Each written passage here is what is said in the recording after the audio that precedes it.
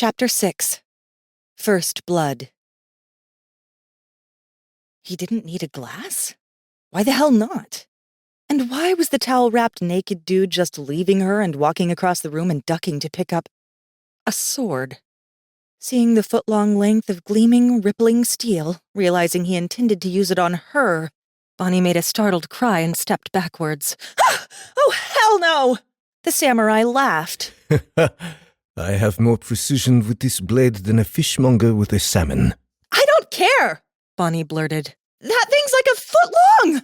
She started backing away from him, glancing at the front door, then realized the sun was coming through the front door, and she was so screwed. She was, quite thoroughly, trapped in a house with a naked bird dude who looked like he fully intended to stab her with a sword. For the next, 16 hours. He was giving her a flat look. It's also razor sharp. Enchanted steel forged by a master. It will work much better than a paring knife. Paring knives are small, Bonnie managed. A tonto is small? He retorted. She glanced up at the staircase, thinking that, yes, maybe she could spend the rest of the day locked in her parents' suite, clutching an elephant gun. Calm, Wonko. I'm calm, Bonnie lied. I'm just having serious second thoughts. She started inching towards the stairs. Then he moved a foot forward and, like a dart of light, he was suddenly there, gripping her hand by the palm, his eyes glowing white gold like twin stars. Odin's balls! Bonnie cried, jerking startledly away from him, but finding herself already caught firmly by his grip on her hand. Ow! Ow! Ow! She babbled, cringing away from the sudden, painful light emanating from his skull. He winced and quickly turned his head to the side, the light hitting the wall instead of her face. To the wall, he said. I forgot I'm much faster with my hikari freed. I'm sorry, I just didn't want you to run again. I'd rather not face whatever magics you have upstairs a second time. The first almost unmanned me. Meaning no elephant gun for Bonita Maxine. Okay, I can handle that, Bonnie said. No boomstick. Got it. How about you let go of my hand, put your sword away, and you can have one half of the house and I have the other? We could be like roomies or something. Only cross paths in the kitchen. If I am to be your man, then there is something I must first do. For both of our sakes. The towel-wearing creep said. Please don't fight me with this. A little record screech halted all momentum of her brain, and all Bonnie could think was, if he was to be her man? I am so not interested, she cried, yanking on her hand. If I go for a guy, it's going to be a skinny geek with a high IQ who never goes anywhere without his tighty-whities. Not some huge Asian dude who runs around naked with a couple of swords. When he continued to hold on to her stubbornly, she pulled a foot back to kick him. Seeing that, Masaaki's eyes narrowed, and Bonnie found herself wondering what happened when a dumbass city brat kicked a samurai. She slowly put her foot back to the floor. Wise choice, he said curtly. I had a feeling it was, she croaked, reddening. Yes, she decided by the look on his face. Very wise choice. He gave her a long, hard look. I get the last part of what you said. But what is a geek, what is IQ, and what is tighty-whities? And go for him, why? Bonnie said, acutely aware of just how close his big body was to her, naked but for a towel. With the towel in place, it was actually making her heart thump harder. Geeks aren't very dangerous, she managed. They're men who play lots of games and are smart and don't run around with swords, stabbing people, and my favorite dodge darts. Then they are not men. She narrowed her eyes up at him. IQ is how they measure how smart someone is, and tighty-whities are what holds your junk. Junk? You know, your peewee. Peewee? I am not explaining the birds and the bees to you, she managed. Hell, you've probably got tons more experience with that crap than I do anyway. Let go of my hand! Go for geeks how? He demanded, still holding her hand. You want me to kill someone, daimyo? No! She cried. You know, go for them. get attracted to them, want to get laid by them. Laid? Bonnie jabbed her finger into his meaty chest. Laid! As in, lay down. What happens when two people lay down, my naked samurai friend? They sleep? Bonnie's mouth fell open, and she was just about to kick him anyway, when he grinned. Joking. She muttered under her breath and glared at the wall. Laid, eh? He was watching her with a grin. You would choose a geek as your consort rather than a samurai? Seeing that smile, Bonnie's heart gave an extra couple thumps before she quickly thought of something else. For your information, I'm so totally not interested, it's not even funny.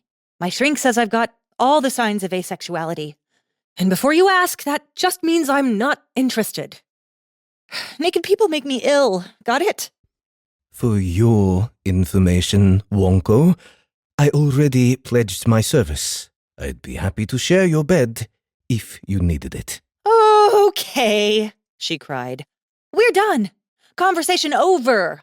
I'll find you a nice little condo in Eagle River and dress you up in a pretty kimono and man skirt and take you out to meet girls and send you off to live a really happy life. Now let go of my hand! She stomped her foot on the hardwood floor to make her point. He didn't let go of her hand. You are refusing my service. His eyes had gone dark, ominous. There was no mistaking that something very bad would happen if she said, "Yes, go take a flying fuck off a cliff. I don't want your naked ass around me anymore." He leaned closer until their noses were almost touching. Do you know what happens to daimyo who do a samurai the dishonor of refusing his service? Bonnie swallowed hard. They kill them. For some time, he merely scowled down at her, the picture of death incarnate. Then, a slow grin spread across his face. Well, not really. Usually the samurai will seppuku. We don't like being without a daimyo. Very shameful. It took Bonnie a startled minute to realize he'd been playing with her. The dirty look, the dangerous tone, the looming forward, all calculated to make her squirm. "You jerk!" she cried, shoving him away from her. She accomplished nothing more than squishing her fingers against the meat of his chest, because he was about as solid as a brick wall. He chuckled. Naked people make you ill, huh? Bonnie froze. We'll have to fix that after we get you walking in the sun. You've never seen anything so beautiful as a sunset, Wonko.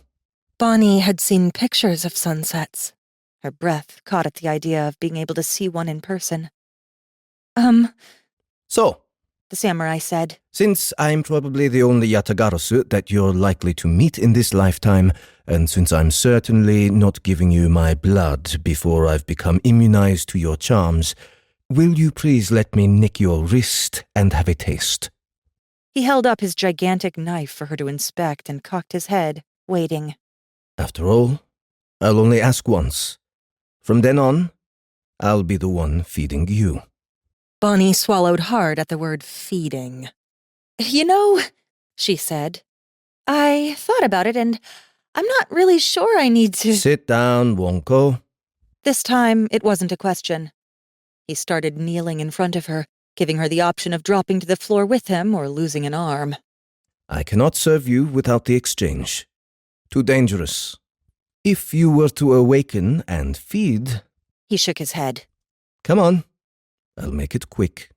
I don't really want you to make it quick, Bonnie muttered, eyes fixed to the huge blade as she sank to her knees with him.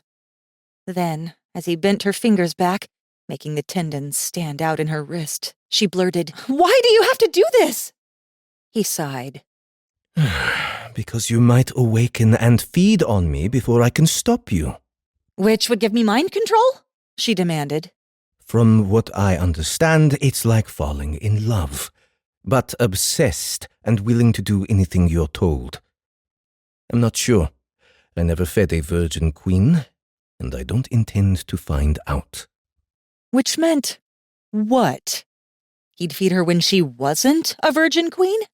Nope, Bonnie did not like the sound of that. You know, she said, my parents just love to play cruel jokes, and I'm pretty sure they're still alive and they're going to be home any minute, so you should probably get some clothes on and get out of here. Masaaki's eyes narrowed. If they come, I will kill them. And Bonnie realized he was dead serious. But then he followed that up with, They didn't expect to live, Wonko. They engaged in an orgy of blood and pain before they left. They soaked up the death energies of dozens. They knew they were going to die. He lifted his sword and put the cold tip of the blade against the ultra-sensitive skin of her wrist. Then he hesitated. May I, Daimyo? Bonnie was afraid to even breathe. She had seen how sharp those weapons were when her father had decided to spend a day slicing open melons, or when a naked dude had driven his katana through her crankshaft. Looking up, she met Masaaki's eyes and saw the anxiety there. Dude, Bonnie managed. What if the blade nicks an artery or something? Do you even know how to call 911? Who is that? Of course he didn't. Bonnie licked her lips and looked down at the sword kissing her skin. I'm not going to cut deep, Bonnie Stanford. If I told you no, right now, would you back off? He grimaced, but said, Yes. Okay, back off. Grimacing, he dropped her hand. Scowling at him, Bonnie decided to test a theory. Give me your arm. He frowned at her. Why? She held out her hand impatiently. Give. Reluctantly, he held out his thick, sun-kissed arm. Bonnie took it, then pulled it closer and leaned down, opening her mouth and settling her teeth against the skin of his wrist. Above her, he tensed, but didn't try to pull away. Bonnie increased the pressure a little bit, seeing when he would fold. What are you doing? He asked after a minute. He was watching her with a puzzled expression, like someone trying to figure out the motivations of a deranged chipmunk. Bonnie blushed. She said, dropping his arm. You want to shove a katana through my arm? I just was seeing if you trusted me not to feed. His frown eased with a grin of understanding. That's not how you feed, Wonko. He lifted the knife with obvious respect. And it's not a katana. It's a tanto. Bonnie sighed. Fine. Tonto. Grunting, she held out her left arm. Do it. But if you kill me, I'll make you regret it. Masaaki raised a brow at her. Oh? How? It's an eerie vampire powers thing. He grinned and took her arm gently. All right. I'm going to explain this to you carefully before I do anything, so your delicate feminine nature doesn't take hold of your senses again. Bonnie narrowed her eyes. What delicate feminine nature? But he continued with, Inside each wrist of a vampire are their kiba, which they use to suck out the blood and life essence of their victims, as well as any major emotional energies that the victim is feeling at the time. They're buried rather deep, but in a queen, between the kiba and the skin of the wrist is a small black sac. It is filled with a silver substance that glows. I will be cutting open the sac and drinking of it. Bonnie made a face. Okay, that's really gross. Now, I'm going to give you a choice. Masaaki continued. I can empty and destroy both sacs and make you rather useless to those vampires that come hunting you, or I can just nick the one and let it heal after. I only need the one. If we're talking about your safety, however, I would suggest letting me destroy both. Bonnie said. Right now, I'm still trying to get over the fact that you're about to cut open my wrist with a sword. So how about we just stick to not destroying anything, okay? Masaaki met her eyes, then sighed. Fine. Then he made a sudden twist with his sword, and Bonnie jumped as her skin slid open, a whole inch of it, exposing a pulsing black blob underneath. Oh my fuck! Bonnie gasped, knowing that the little black blob wasn't in the human anatomy books she was taking for her nursing classes. And that she probably needed to call an ambulance. Blood was already welling into the throbbing open wound, obscuring the pulsing black membrane. As she squirmed, Masaaki slid the tip of the tanto into the little black sack, making silver luminescent liquid seep out from the puncture when he retrieved it. Stay there, The samurai said, releasing her to stare at the silver oozing growth in her arm in horror. He quickly got up and went to retrieve the glass. Quickly returning to a kneeling position in front of her, he put the glass on the floor between them. Then Masaaki was putting his tanto down and, grabbing her fingers again, bent them backwards, exposing more of the black growth. Then he was reaching into her wrist with his fingers. Ew! Bonnie cried. Oh God, that is so not sterilized! Let go, let go! Calm, Wonko. He said. He said it softly, almost reverently. He touched the punctured little black blob, about the size of a shelled walnut, pushed it up with his thumb, tipped her hand sideways, and pinched it between thumb and forearm. Silver liquid spurted into the glass, followed by a dribble of blood. Gross! Bonnie howled as he released it, shriveled and deflated, back into her wrist. Oh, gross! Gross! Calm, He whispered. He released her hand, and Bonnie immediately slapped her hand over her wounded wrist. She saw a couple tablespoons of glowing silver sloshing in the base of the glass as he lifted it from the floor. Meeting her eyes, he took a deep breath. Then, obviously steeling himself, he raised the glass to his lips and drained it. She saw the shimmering silver liquid hit his tongue before he closed his mouth and swallowed, lips twisted in bitterness. Bonnie was still staring after he thrust both of his fists into the floor beside his knees, grunting as he doubled over. He screamed, pounding the floor again. My wrist is bleeding, Bonnie managed, looking at the blood dribbling out from under her hand. Pretty bad. The man started panting, his whole body rocking with the violence of his breaths. He pounded the floor several more times, eyes shut, his face turning red, tendons standing out in his neck. Bonnie managed. Are you okay? He continued to pant at the floor, bent over his knees, fists pressing against the walnut, big shoulders straining with the pressure he was applying. Masaaki, she said tentatively. You gonna be okay? He gave a slow nod of his head, though his fists were white and he was shaking all over. Okay, I'll go call an ambulance. Bonnie got quickly to her feet. She winced, thinking about how she was going to explain this one to the paramedics. Oh, I was just cutting my wrist open to see what was inside. And totally don't mind that black pouch thingy, I was born with it. Masaaki's hand darted out and grabbed her leg, stopping her. Stay! He gasped. Dude, I'm bleeding! She cried. You cut open my wrist! Sit down! He bellowed. I'll feed you in a moment, Wonko. He yanked her forward, sprawling her back on her knees in front of him. Feed her? I'm not hungry, dumbass! She snapped, angry now. I'm bleeding! He didn't release her leg. He just continued panting, teeth gritted, a low groan coming from deep in his chest. I said let go! People died from blood loss, all the time. He ignored her, just kept panting and whining and pounding his other fist in the floor. You are really starting to piss me off! Bonnie cried, beating his forearm with the fist of her wounded arm. He looked at her then, and his pale yellow eyes were streaked with silver. Calm. Bonnie shied away from the light of his gaze. Okay, dude, sure, whatever. I'll just quietly curl up into a ball here and die. Just stop blasting me with your laser vision, okay? He grunted and looked back at the floor. Stupid Japanese, Bonnie thought. She was bleeding to death, and he probably expected her to do something manly and hardcore, like suck it up, maybe put a Band-Aid on it, maybe rub a little dirt into it and pepper it with broken glass.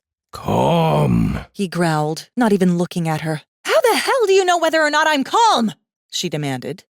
Then he glanced at her again, and she saw that the normal brown of his irises were now straighted with a very light silver. Not glowing, but definitely not normal either. because you're breathing, Wonko. She glared at him, getting the distinct feeling it wasn't because she was hyperventilating, but because she was alive. That's not nice! He held out a bloody hand. Give me your wrist. No way! She said, twisting to pull her wrist as far out of reach as possible. Grunting, he leaned forward, took her other arm, and pried her hand away from her wound. Then he just stared at it like someone studying a viper. She saw what looked like a flash of panic on his face.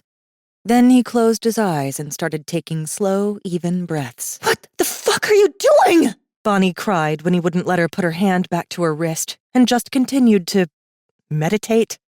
I'm bleeding to death! She started to get back to her feet. He tugged her easily back down. You will if you run off. He took a deep breath, looking down at her arm. Be still, Masaaki said. This is something that is very difficult for me. It's actually shameful that I'm taking this long, so please just stop talking. I don't need the distraction.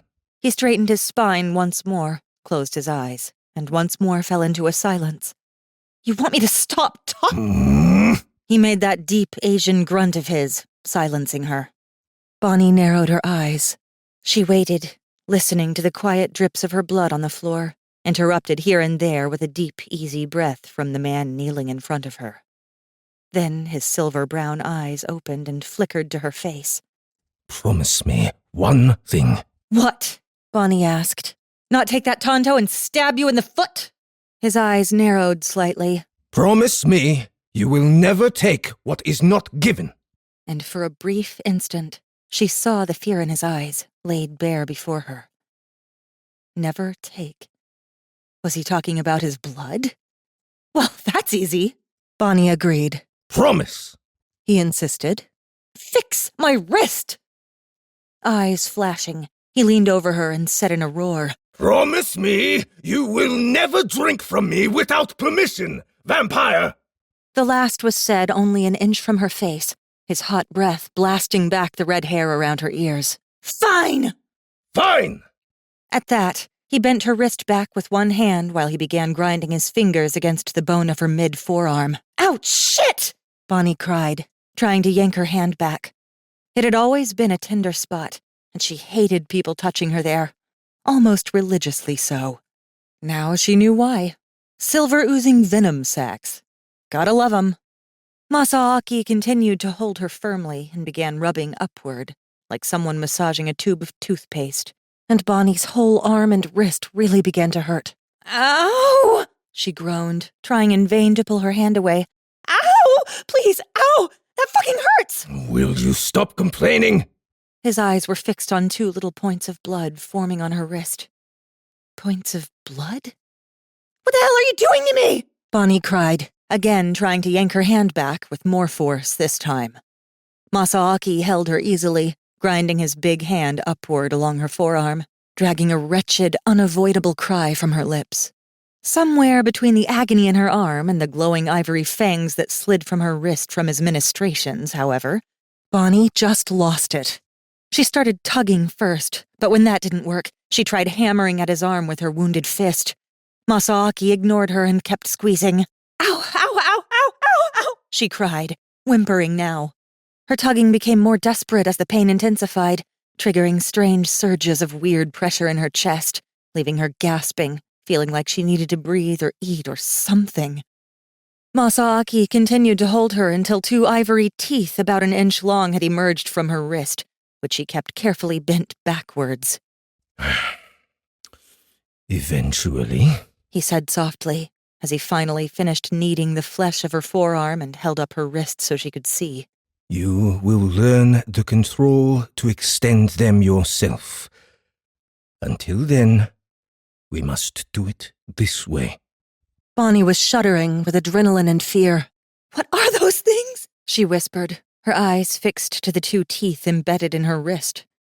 They almost looked like a snake's fangs, hollow and with some sort of beautiful filigreed silver engraving on them that glowed, almost silver-white against the ivory. Oh, gods. She had fangs in her wrists. What are those, goddammit? She asked again, on the verge of panic. Masaaki let out a ragged breath, and she could see sweat glistening off his brow from the glow in her wrist. Kiba.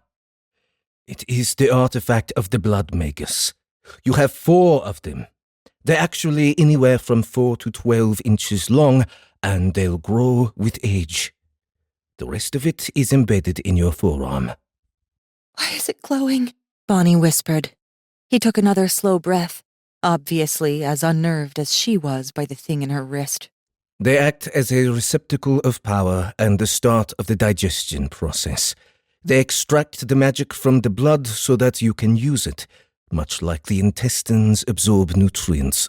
If sunk into the flesh, they also absorb life force and strong emotional energy. Why is it glowing? She demanded again. Masaaki's eyes flickered to her face. It's how you command the obedience of others, vampire. It is your nature. At the moment, she whimpered, my nature can take a flying fuck. Let me go. I'll run into some surgeon in Anchorage and get those things taken out, and then everybody will be happy. Even now, she was feeling a strange pulsing in her chest, just under her heart. Almost a pressure, a suction, a hunger. Oh, God, she whimpered. That's connected to something in my chest, isn't it? He gave her a wary look. You feel it already? I'll get them cut out, she cried. Without those, you die. You're outside your realm, vampire, and they make your life force.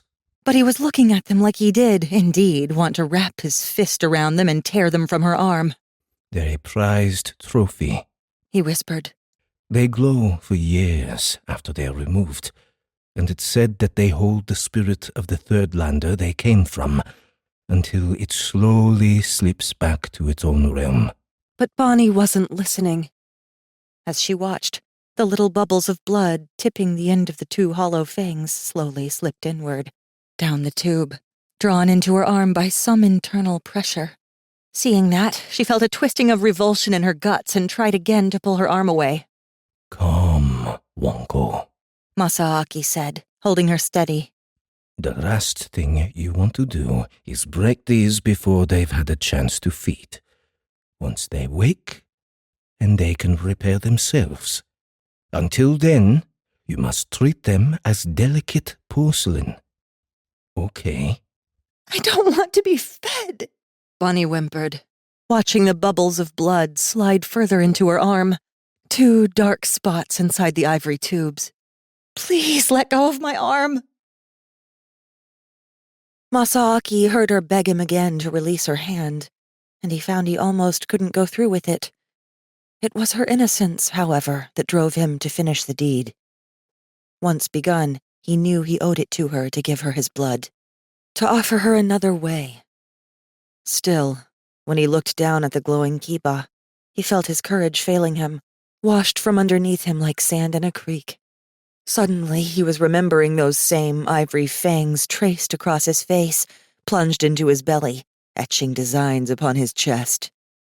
He remembered being helpless as they took what they wanted, delighting in his terror, his vulnerability, his inability to protect himself. He had to blink to clear himself of the memories.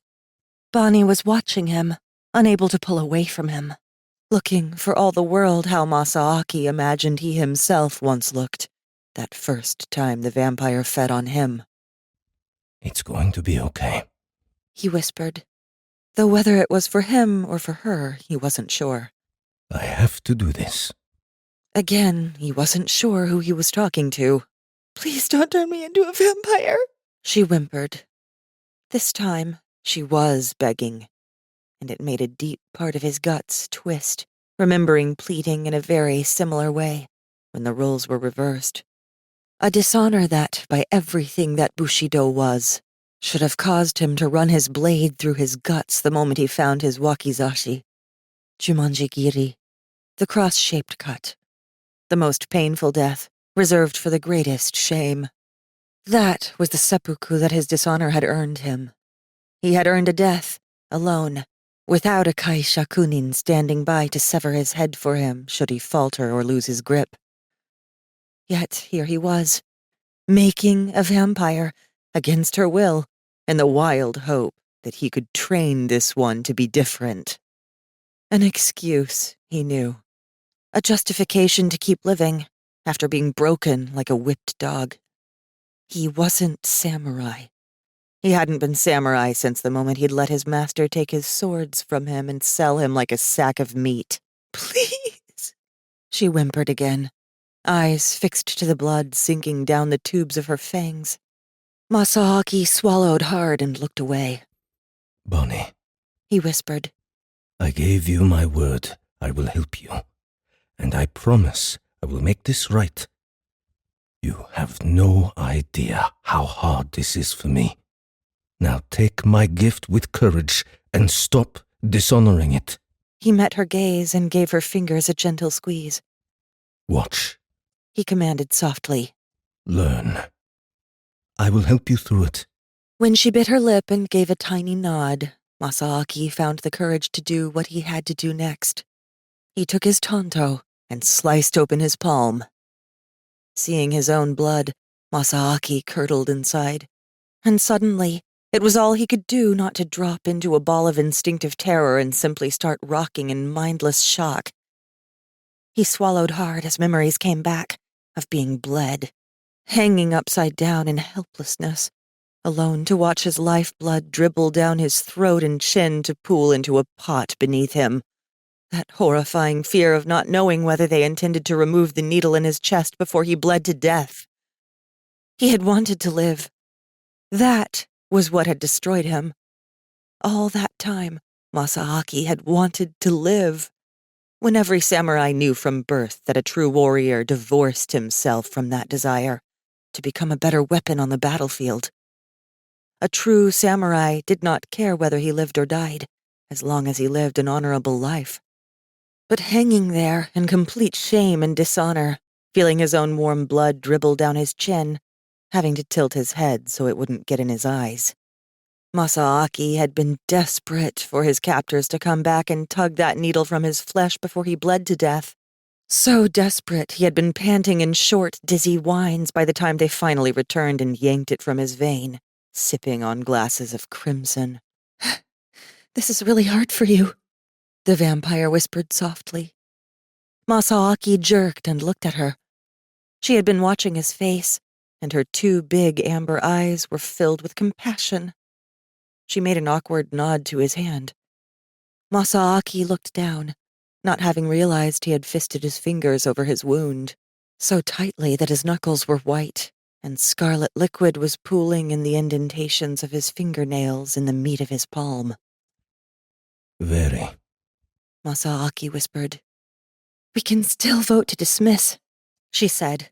Masaaki met her eyes, saw her fear there, and had to swallow down the urge to shove her fangs away from him and leave the monster there to bleed to death.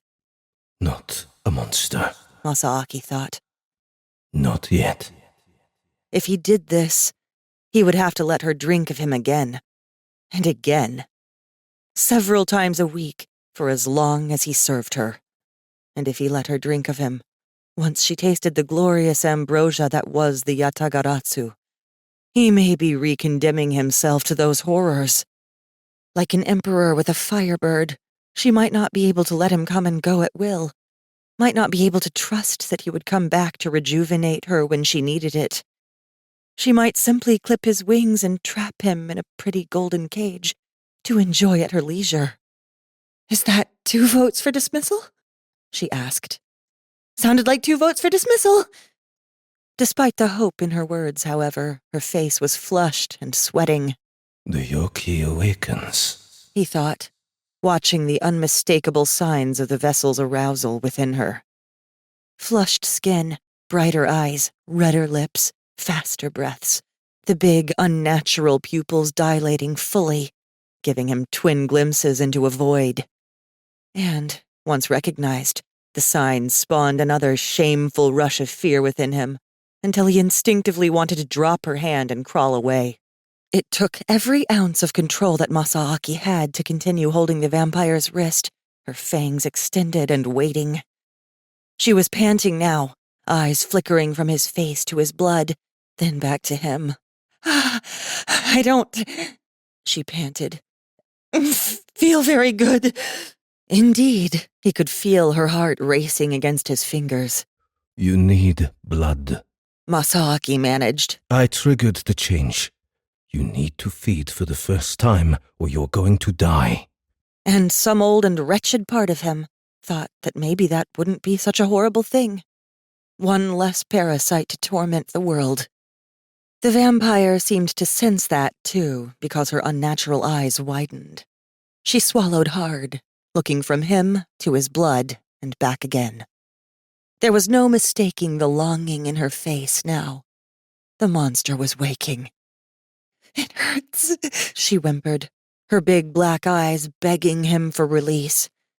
And he knew she wasn't talking about the fangs puncturing her wrist. She was begging for his blood.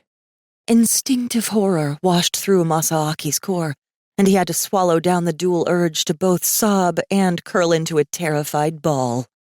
Her breaths were coming in tiny gasps now, like a woman giving birth, or a vampire about to feed for the first time. Every ounce of Masaaki wanted to fling her hand away from him and run, let the abominable creature starve to death. What if he couldn't stop her? What if she overpowered him and took everything she wanted? What if he died, awash in his own blood, just like that innocent young geek whom Masaaki had supposedly saved with his sacrifice? The newly awakened vampires had no control, and queens needed a lot to sate them. But she was awakening, because of him.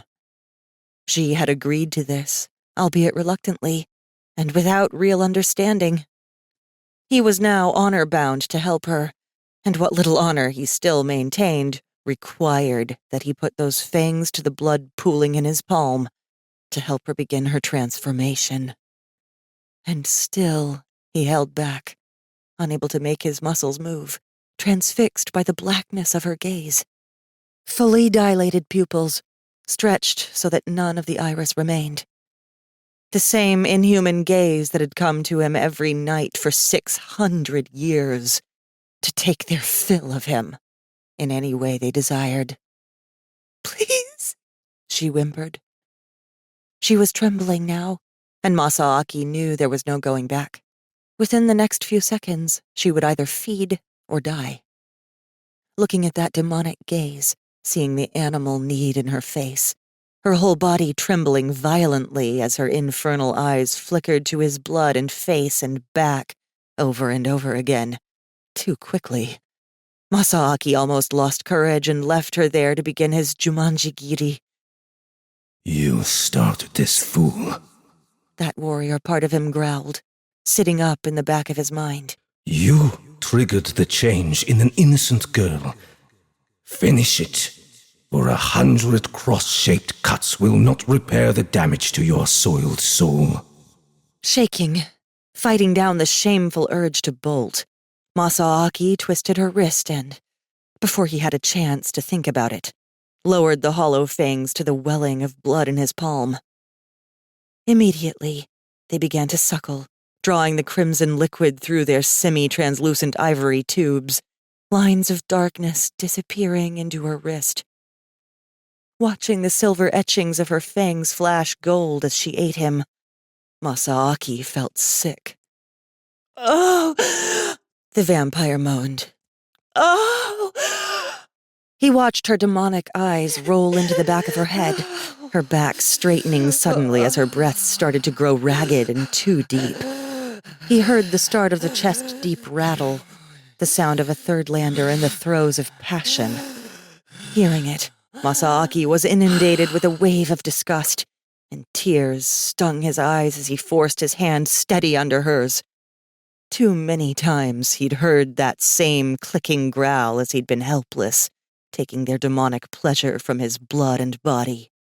Already, the Nightlander was awakening, energizing her body, repairing the wound in her wrist with his essence. She reached out with her other hand, the wound already closed, and gripped his shoulder, painfully strong.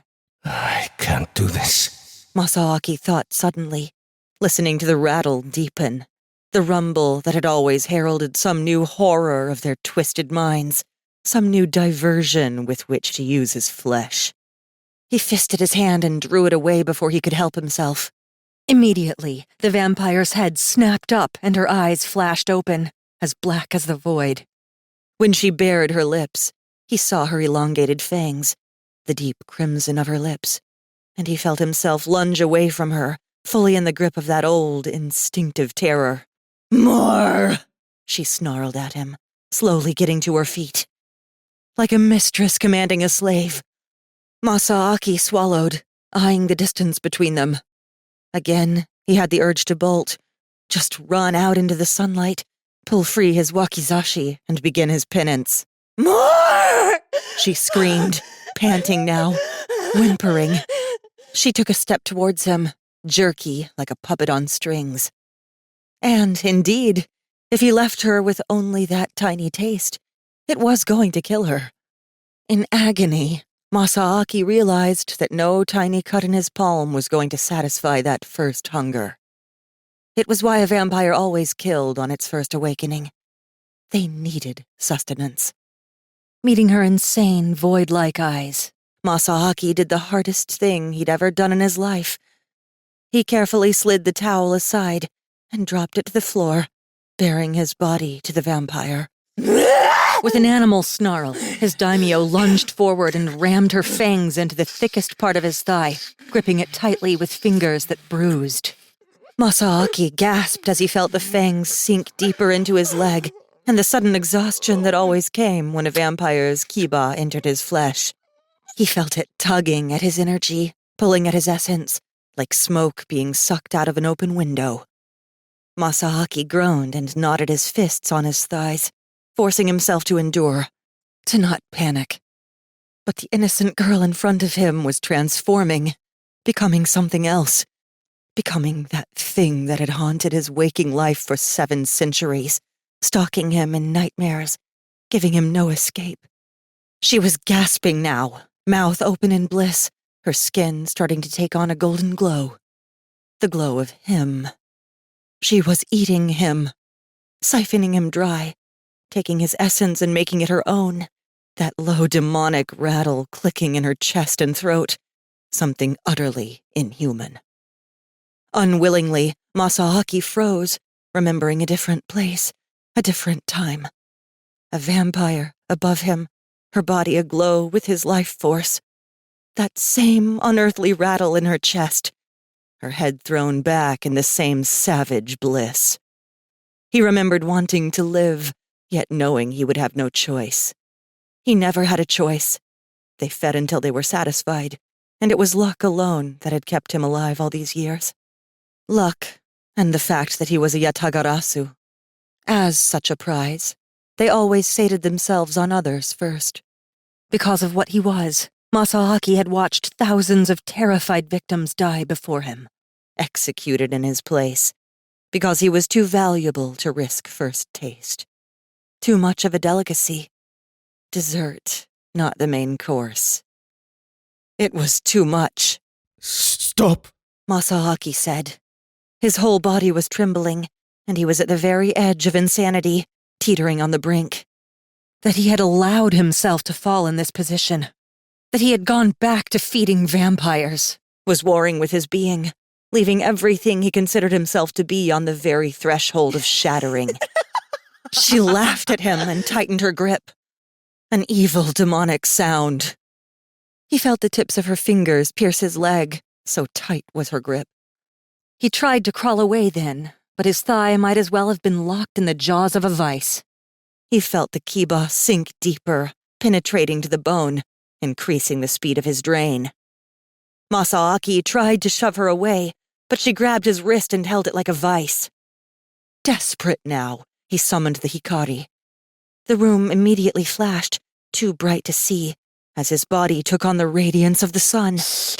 The vampire hissed, but did not release her hold. The reality of that hit him like a sledge to the gut. The hikari did nothing, because he had fed her, because she was eating him. Panic took hold then, that same panic he had felt every time they'd fed on him. Every time he'd been helpless to stop it.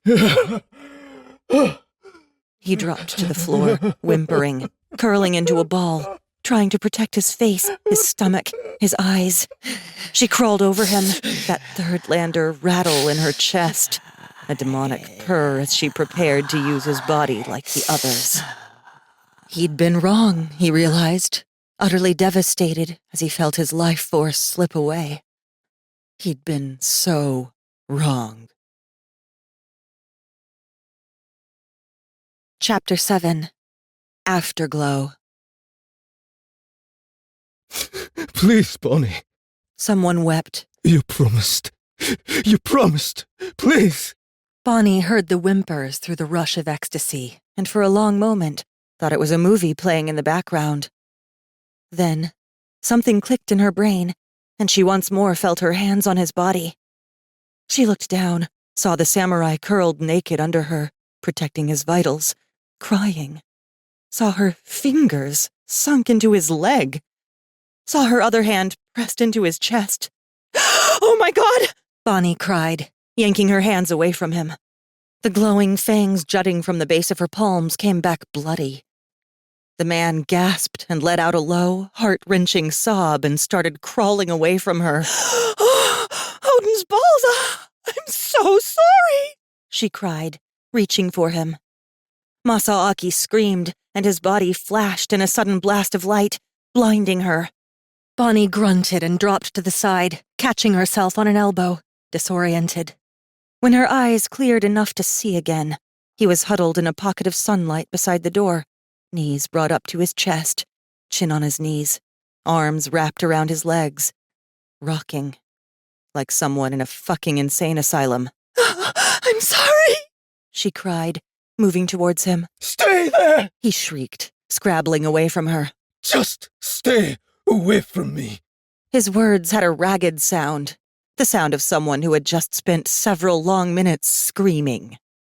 He was sucking in huge breaths over and over, hyperventilating through tears as he watched her with wide, glowing, silver-yellow eyes.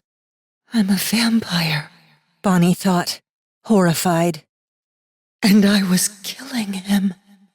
She tried to think of something that would ease that appalling truth, something that would comfort him, some apology that he would understand. Very slowly, she got to her knees and dropped low, putting her forehead to the ground, facing him, as he had done to her outside her parents' bedroom. The sound of his deep, gasping breaths continued even over the pounding of her heart. For what seemed like an eternity, she heard the wood continue to squeak as he rocked. But then, eventually, they started to subside. For a long time, there was nothing but silence from him, and she wondered if he had slipped from the house. Then she heard him move, the gentlest of whispers against the hardwood floor. She heard him pad slowly across the room, working his way around to her side, keeping his distance. She heard the rattle of the katana's wooden scabbard on the hardwood floor. Then she heard him approach from her side, one bare footstep at a time. Bonnie bit her lip and continued staring at the floor. She heard the metal ringing sound as the blade slid from its sheath. She cringed, but held her ground. Part of her wanted to bolt, to get as far from him as possible, but the other half was so deeply immersed in shame that she simply squeezed her eyes shut and waited. She could feel the heat of his feet, only a few inches from her right arm. For minutes, he simply stood there. Then, softly, he said, You promised. Bonnie ducked her head tighter against the floor. She had no excuse. She remembered feeling the rush of power, dropping her humanity as easily as one would shed a coat. She remembered taking what she wanted, despite his terrified pleas for mercy. Get up and face me, vampire! She could hear the hatred in his voice, the vitriol. Bonnie bit her lip and remained where she was. Do it! He snarled. She ignored him, keeping her body prostrate. For minutes, there was silence in the room, allowing Bonnie to count her heartbeats, unable to even bring herself to look up at the samurai. Time passed, marked by shallow breaths, constrained against her knees and the floor. Then, with a startling thump, The gleaming tip of a katana buried itself in the walnut a few inches from her skull. A second later, Masaaki dropped to his knees beside her head. When she dared to look up, he was drooping against his sword, eyes closed, breathing through his nose. "I'm sorry," she whispered. Masaaki put his forehead to his weapon. I know.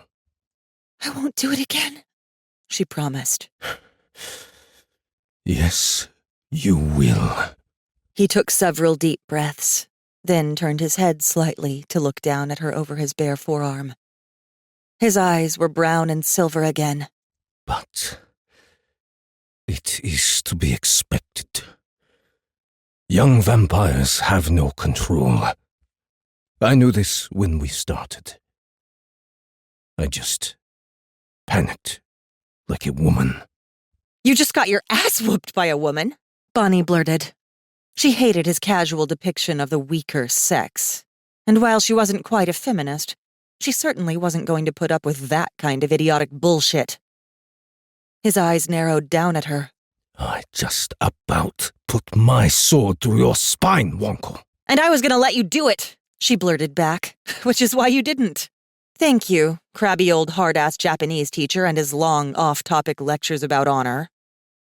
Masaaki grunted and glanced down at his sword. You surprised me, he admitted. How did you know I wasn't going to strike? "I didn't," Bonnie said. His eyes flickered to her again, then off toward the sunbeam where he had rocked himself. Next time, he said, we do this in the backyard at noon. At least then you can't kill me by accident. "I can't go outside it," she began, then frowned, remembering his body flashing in unspeakable brilliance. Can I?" He lifted a brow and gestured toward the sunbeam. Go see for yourself. Bonnie saw the sunbeam, and her lip curled.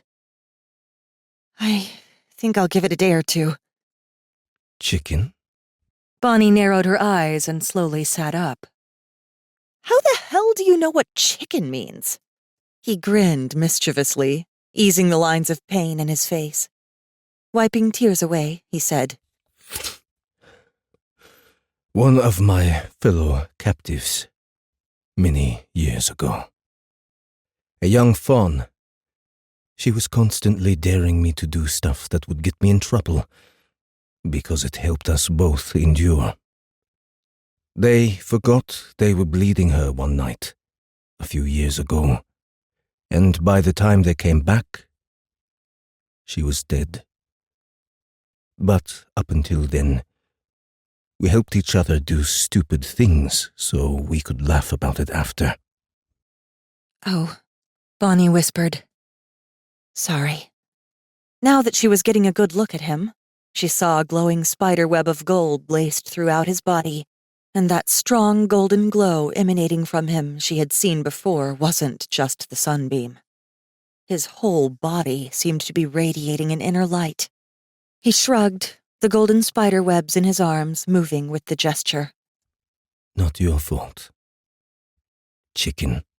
But Bonnie wasn't paying attention. She could see other, smaller spiderwebs of red in the walls and floor. Mice, she realized, stunned.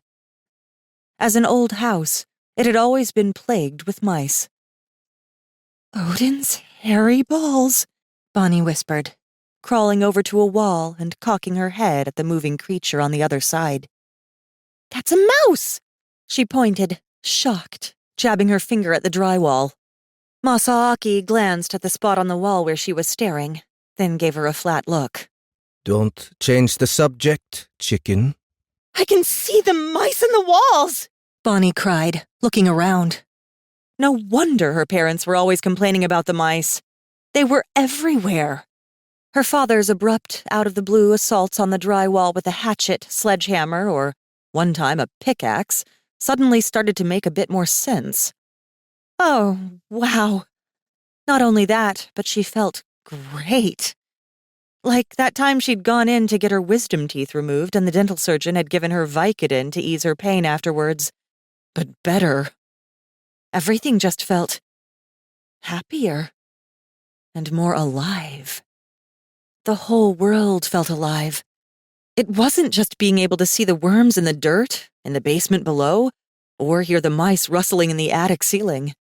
The world practically vibrated. "Whoa!" Bonnie said, only now feeling the ecstasy really sinking in. She closed her eyes and just felt the singing in her veins, the hum of her muscles over her bones. Enveloped in the pulsation of the world around her, she could actually hear Masaaki's heart beating. A low, easy thrum that sounded like rhythmic liquid thunder in her ears. Bonnie felt herself swooning, listening to it. "Dude," she whispered after a moment. "You're like some really potent drug or something, aren't you?" She heard him make another manly grunt. "Is your leg okay?" she asked, realizing she was hearing the hurt in his leg. His thigh sounded anxious, almost sped up, nervous. Now that was a new experience for her. She frowned, trying to make sense of that. It's almost healed already, he muttered. Don't worry about it. It would heal faster if I went to the sunlight, but with a Yatagarsu, we will regenerate just about everything if given light to do so. It's how they got the shackles on me. They cut off my hands and feet and shoved the rings onto my arms. Then let it heal. Immediately, Bonnie's eyes snapped open and she glanced at him. "They cut off your head?" He grinned. No. They used blood magic for that. Sealed it with their magi talents. Bonnie frowned, remembering the huge tome entitled, "On the Use of Blood." Magic? He grunted again. I'm not a blood magus, and those who birthed you are dead. So unless you enslave a vampire lord or someone else who brought the technique across from the Third Lands, you will never learn. Bonnie got up and started walking over to the coffee table and was halfway to the book before she realized she still hadn't opened her eyes. She didn't need to. She could hear the world around her. "Wow," she said again. Opening her eyes, she found the huge tome with her fingers, lifted it, and carried it over to the samurai, who was still draped against the non-pointy end of his sword. "How about this?" she asked, setting the massive leather-bound book on the floor in front of him. What is that? "It says it's on the use of blood." Masaaki cursed and shuddered, quickly looking aside. If I were you, Bonnie Stanford, I would burn that. "Why?" she demanded. It's a slippery slope to walk, he muttered. Using another's power as your own. She squinted at him, then at the book, then shrugged and took the book back to the coffee table and dropped it there with a thud. "Okay.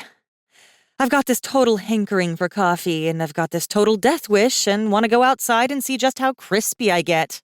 I'm going upstairs, getting a pair of my dad's jeans, and you will put them on. Just for a day. We'll go to Walmart and get you something else. Maybe drop by a kendo studio and see if we can get you a man skirt. Okay?" I only understood about a quarter of what you just said. "Good," Bonnie said. "Then you won't argue with me." She went upstairs, hesitated outside her parents' room, then, taking a deep breath, rushed inside.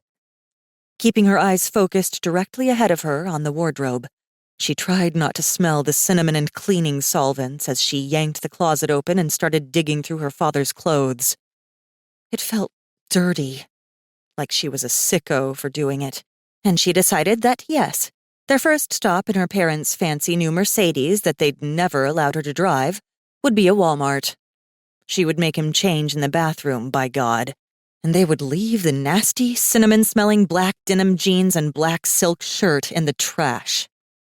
Then she saw some of the other things in her father's closet, hanging in racks against the back. There was the glint of polished steel and leather. Blindly grabbing the shirt and pants, feeling the beginnings of panic, Bonnie stepped backwards and slammed the closet doors shut as hard as she could.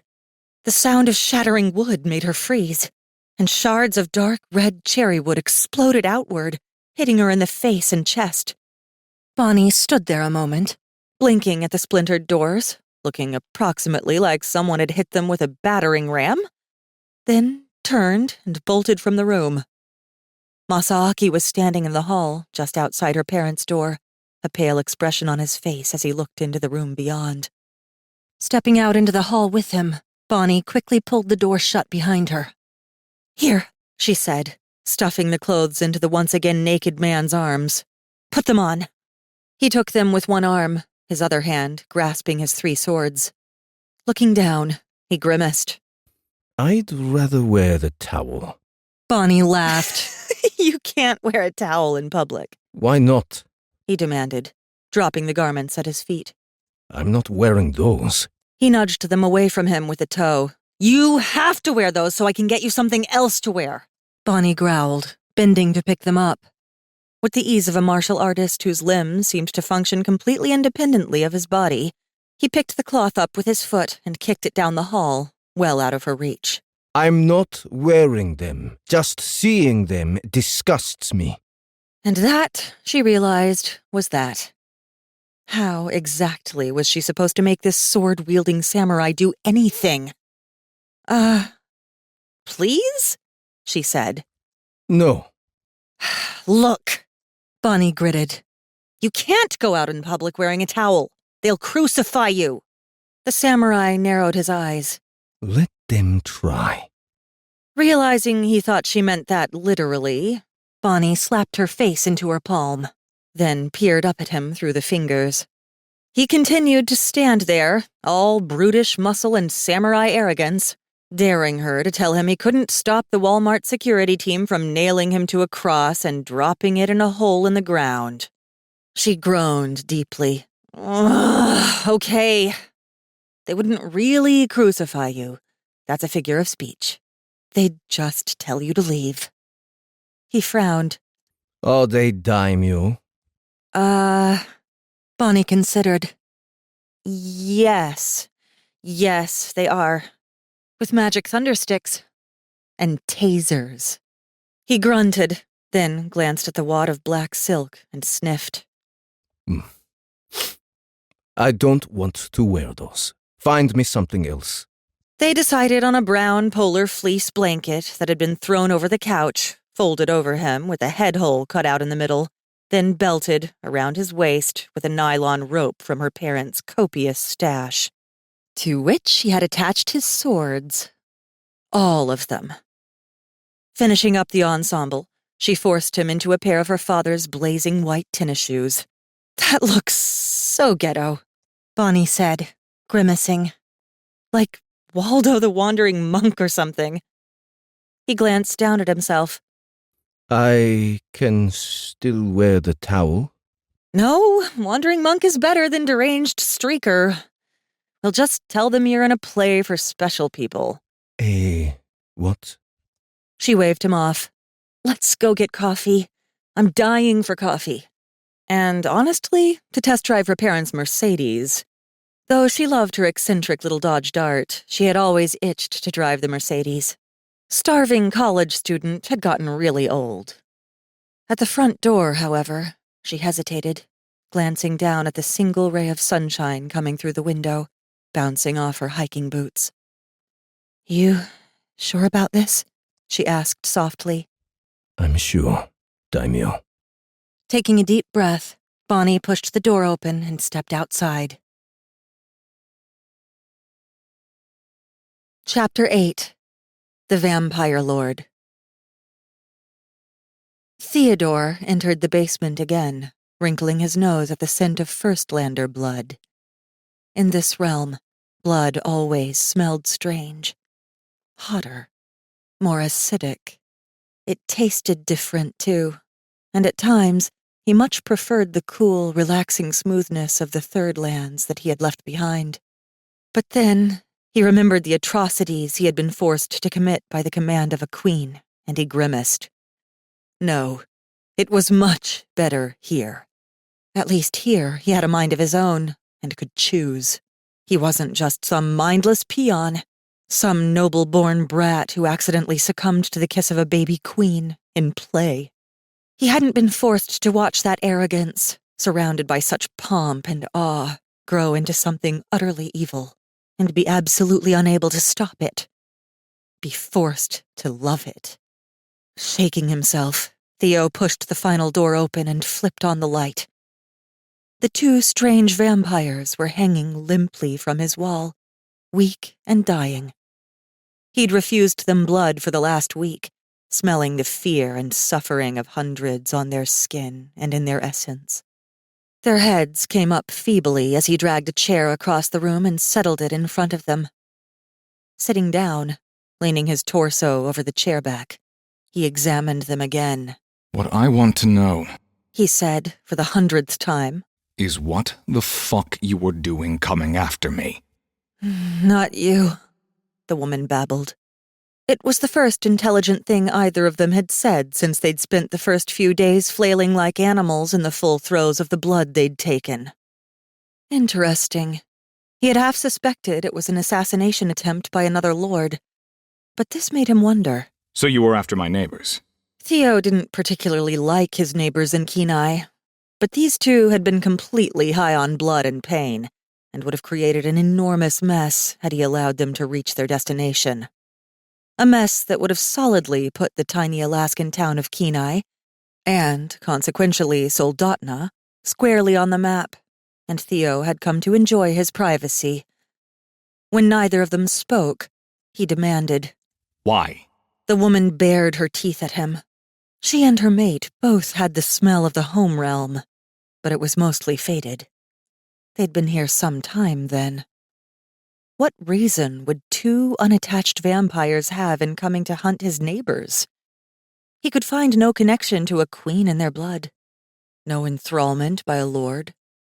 They were just alone. Cocking his head at them, Theo offered, You didn't even know I was here, did you? That was a minor miscalculation on their part. What he really wanted to know, though, was how they had driven to Soldotna in the middle of the day. Night had only fallen half an hour before when they drove up to the gas station where he'd been filling up. And unless they were from somewhere like Sterling or Cooper Landing, which he doubted because he had never heard of or seen them before, then they had somehow driven to Soldotna from somewhere distant, like Anchorage or Seward. And, as hyped up on blood as they were, without so much as a captive in the back seat, they had come to Soldotna fully intending to die. Or take a few captives from the local populace, most of whom Theo had befriended over the years. It was one of the boundaries that he'd taught the adolescent nest in Kenai to respect. They were not to take captives from his hometown, and he would not make unexpected visits to slaughter them as they fornicated in their harems. Please release us. The man whimpered again, for like the 1000th time. Please. You're going to die here, Theo said, picking at a flake of dried blood crusted to the top backboard of his chair and flicked it aside.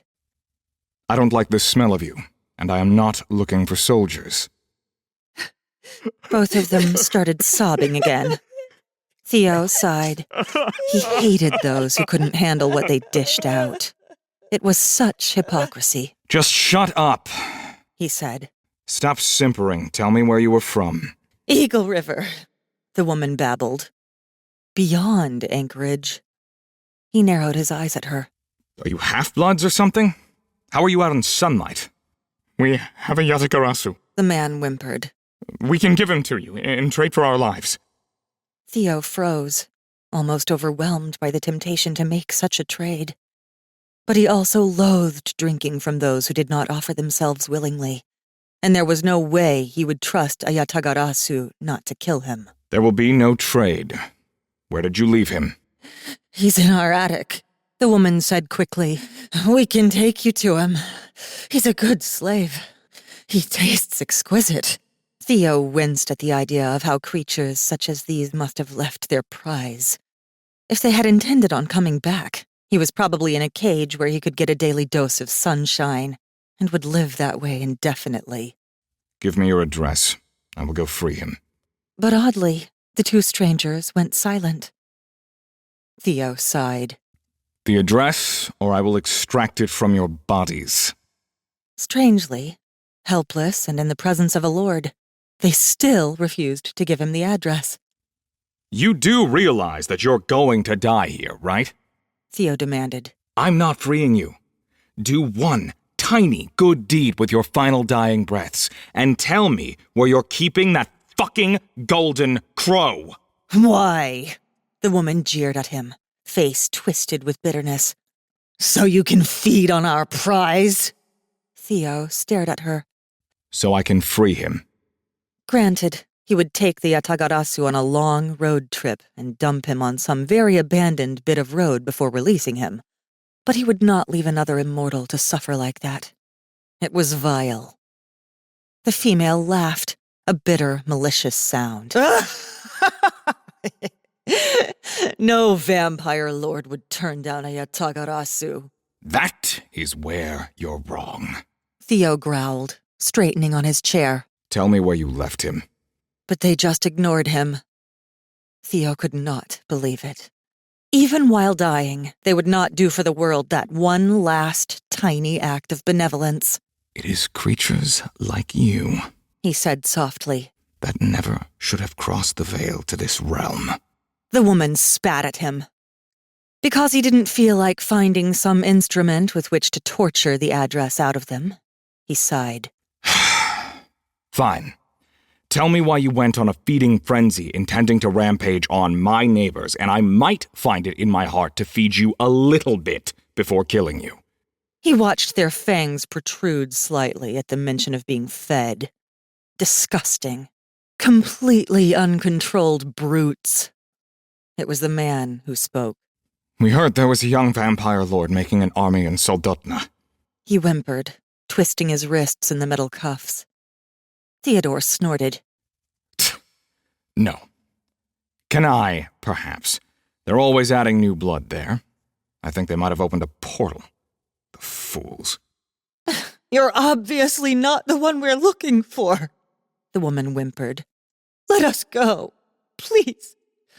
We were only trying to— I told you, you're going to die here. Theo interrupted. I don't like your kind. It's humiliating to be associated with you. Why were you looking for a lord? What could you have possibly gained? We wanted to find a consort— Quiet, Frank! The woman snapped. Theo froze. Had he been about to say consort? Very stiffly, he got to his feet and stepped away from the chair. Are you a queen? He whispered, finding it hard to speak through his dual rage and horror. No! She cried, cringing. But Theo ignored her, stepping forward. He savagely tore the skin away from her wrist to see. The venom sac was not there. He pried around at the flesh between her tendons, just to make sure. Ignoring her whimpers, he stepped back. Frowning at her, he said, Who are you trying to find a consort for?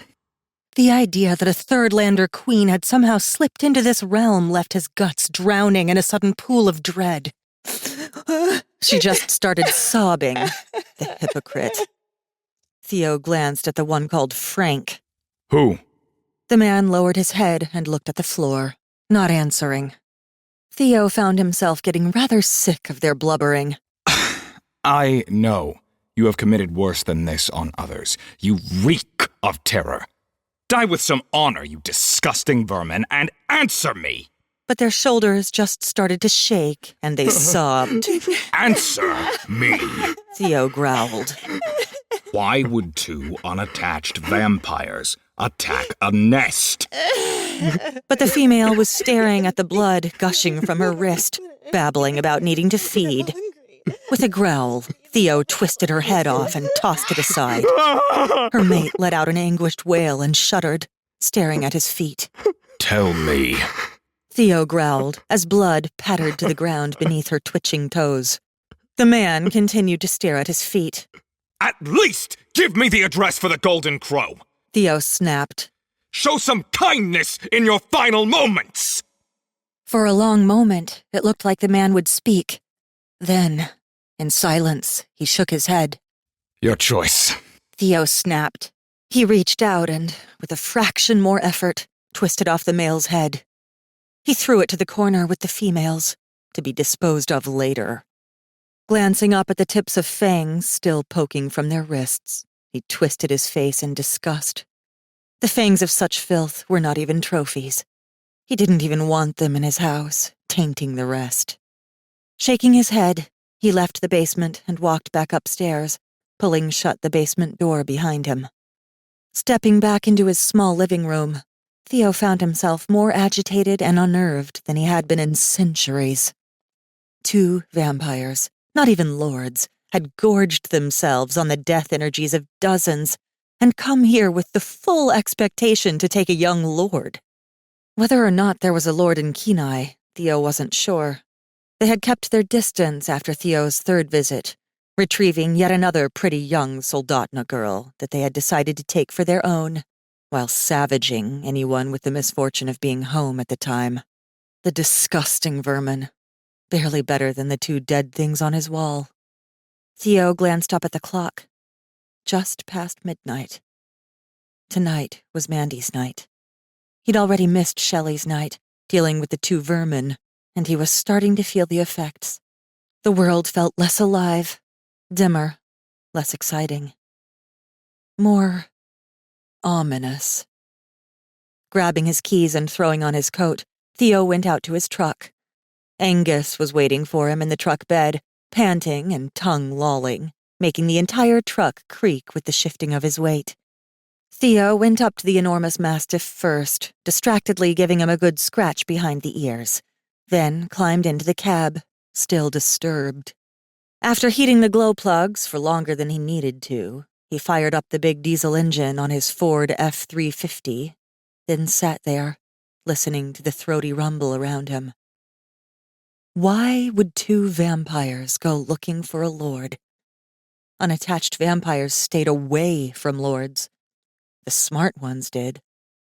And, judging by how well-versed in the first realm these 2 seemed to be, and how far their fangs had jutted from their skin in their contortions, they were old.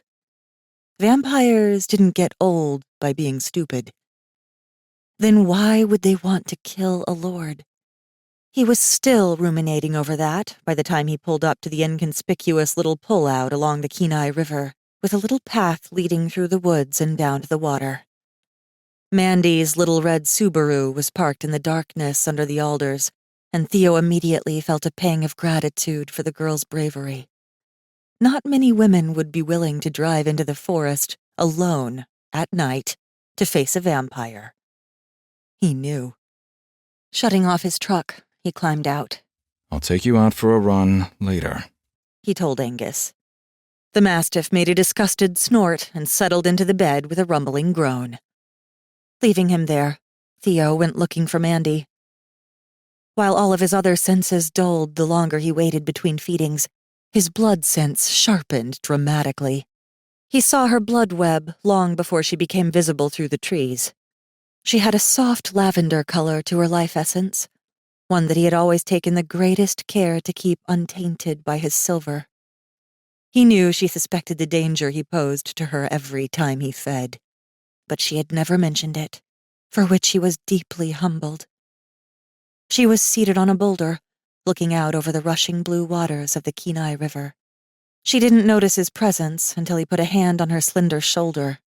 She started and turned, then immediately broke into a shy, guilty smile. "I thought you were a bear," she said softly.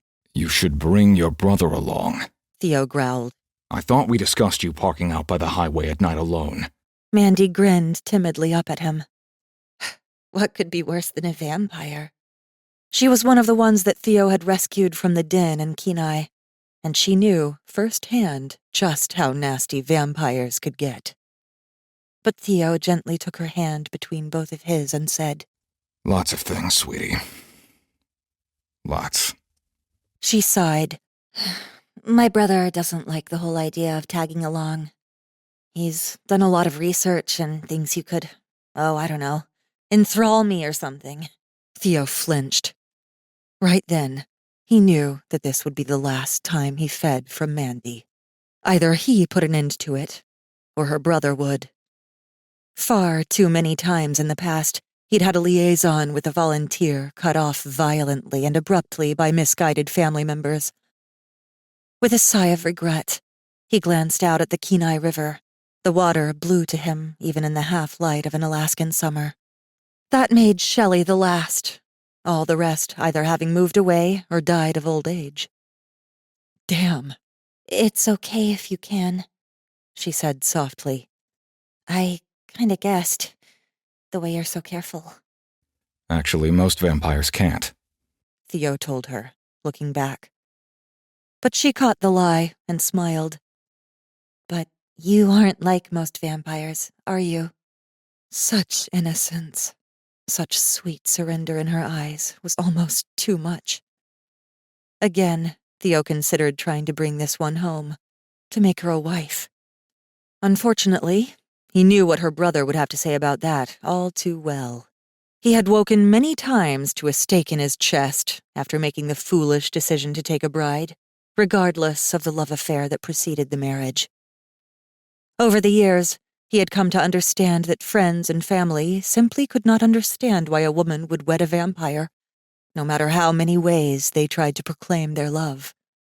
Love, to one who could command permanent devotion with a simple constriction in his wrist, was denied him because he could do it. Because outsiders always thought, the moment they saw the scars of his fangs, that he had enthralled those he had wed. Which was never the case. Theo swallowed. He knew he couldn't drink from her that night then. If he did, the bliss of her blood might become too much, and he might give in to the urge, to the fire in her eyes. Theo shuddered and looked away. As a lord, he had no real need to feed, not like the soldiers or the queen. A lord produced his own essence. It was the lord's duty, evolutionarily, to feed the queen, and it often took several lords to sate a single queen's appetite. But, while Theo produced easily enough to sustain him, life in this realm was always more bountiful and wholesome with the simple gift of the blood of a native, given without fear or pain. It helped ease the burden of being outside his homeland. I need to go, Theo said.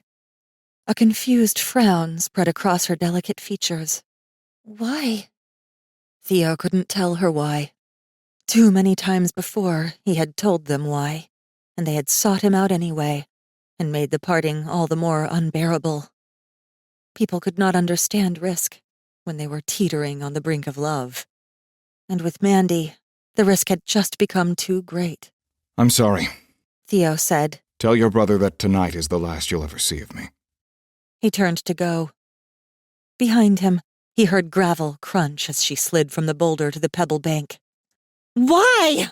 she demanded, anger in her voice now. Theo set his shoulders and kept going. He heard the stone approaching only a moment before it hit him in the back of his skull, so dulled were his senses. Grunting, he ducked forward, holding his head. Then, turning slowly, he glared at the girl, who had picked up another stone. "Why?"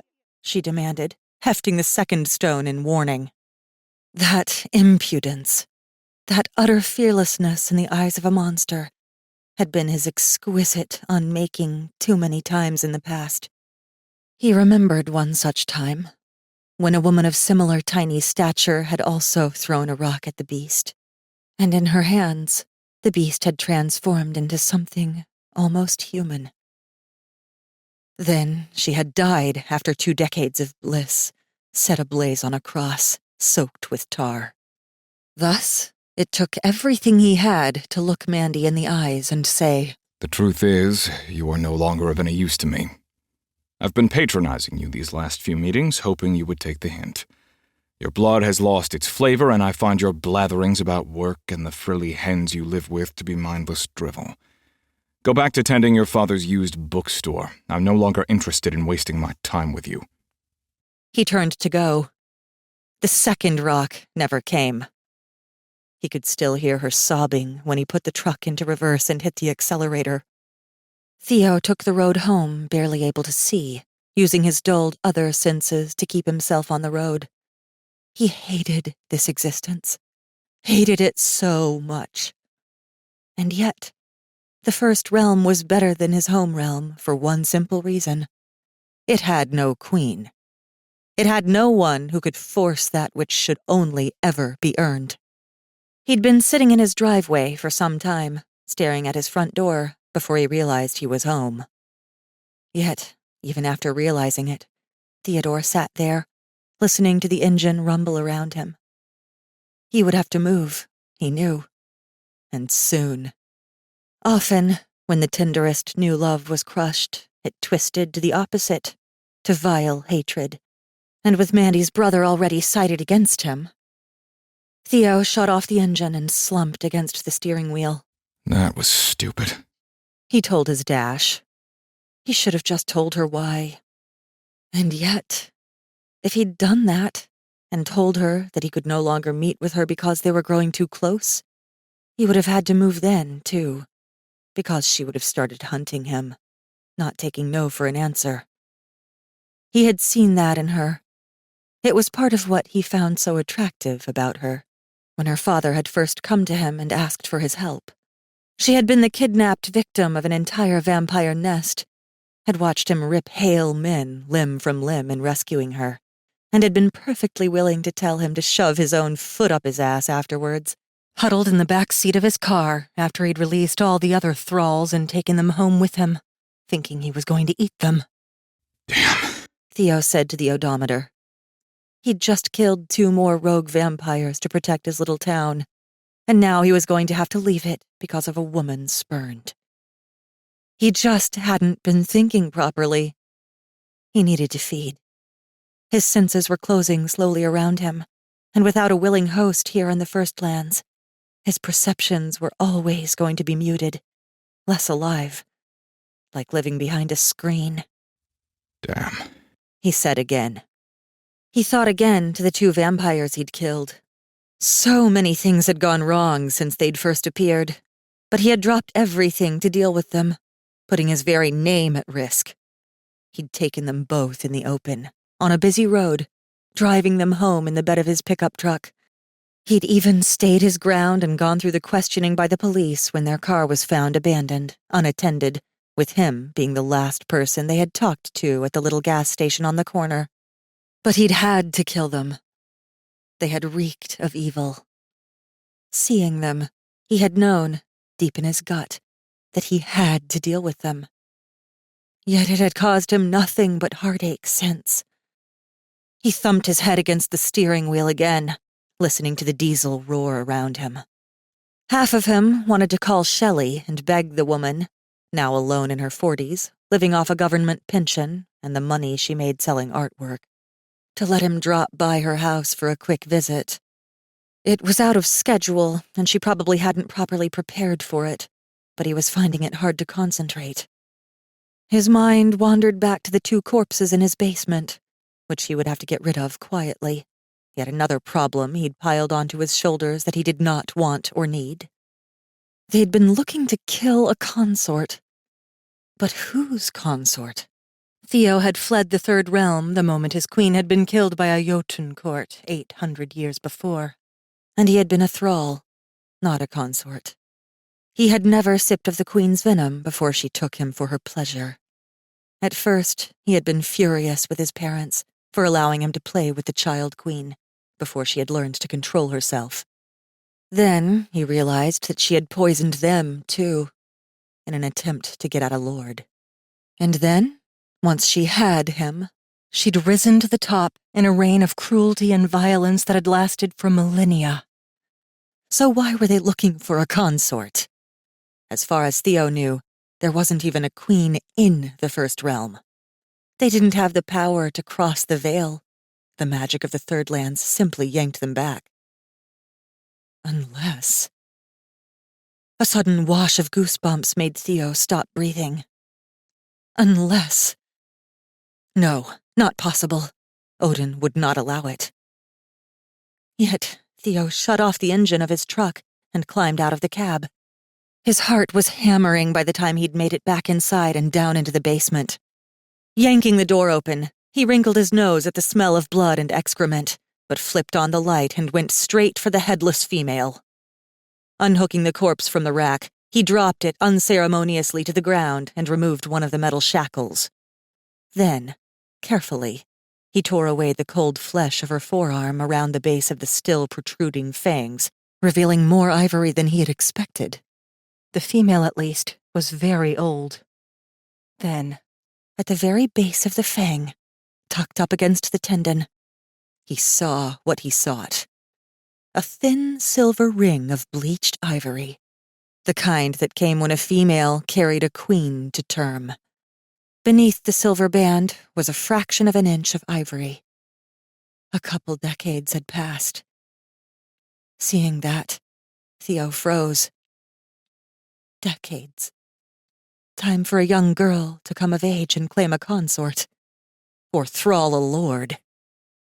Right then, Theo knew he needed to call Shelley. Then, he needed to make a road trip. Chapter 9. A Day on the Town. You're really glowing today, Bonnie.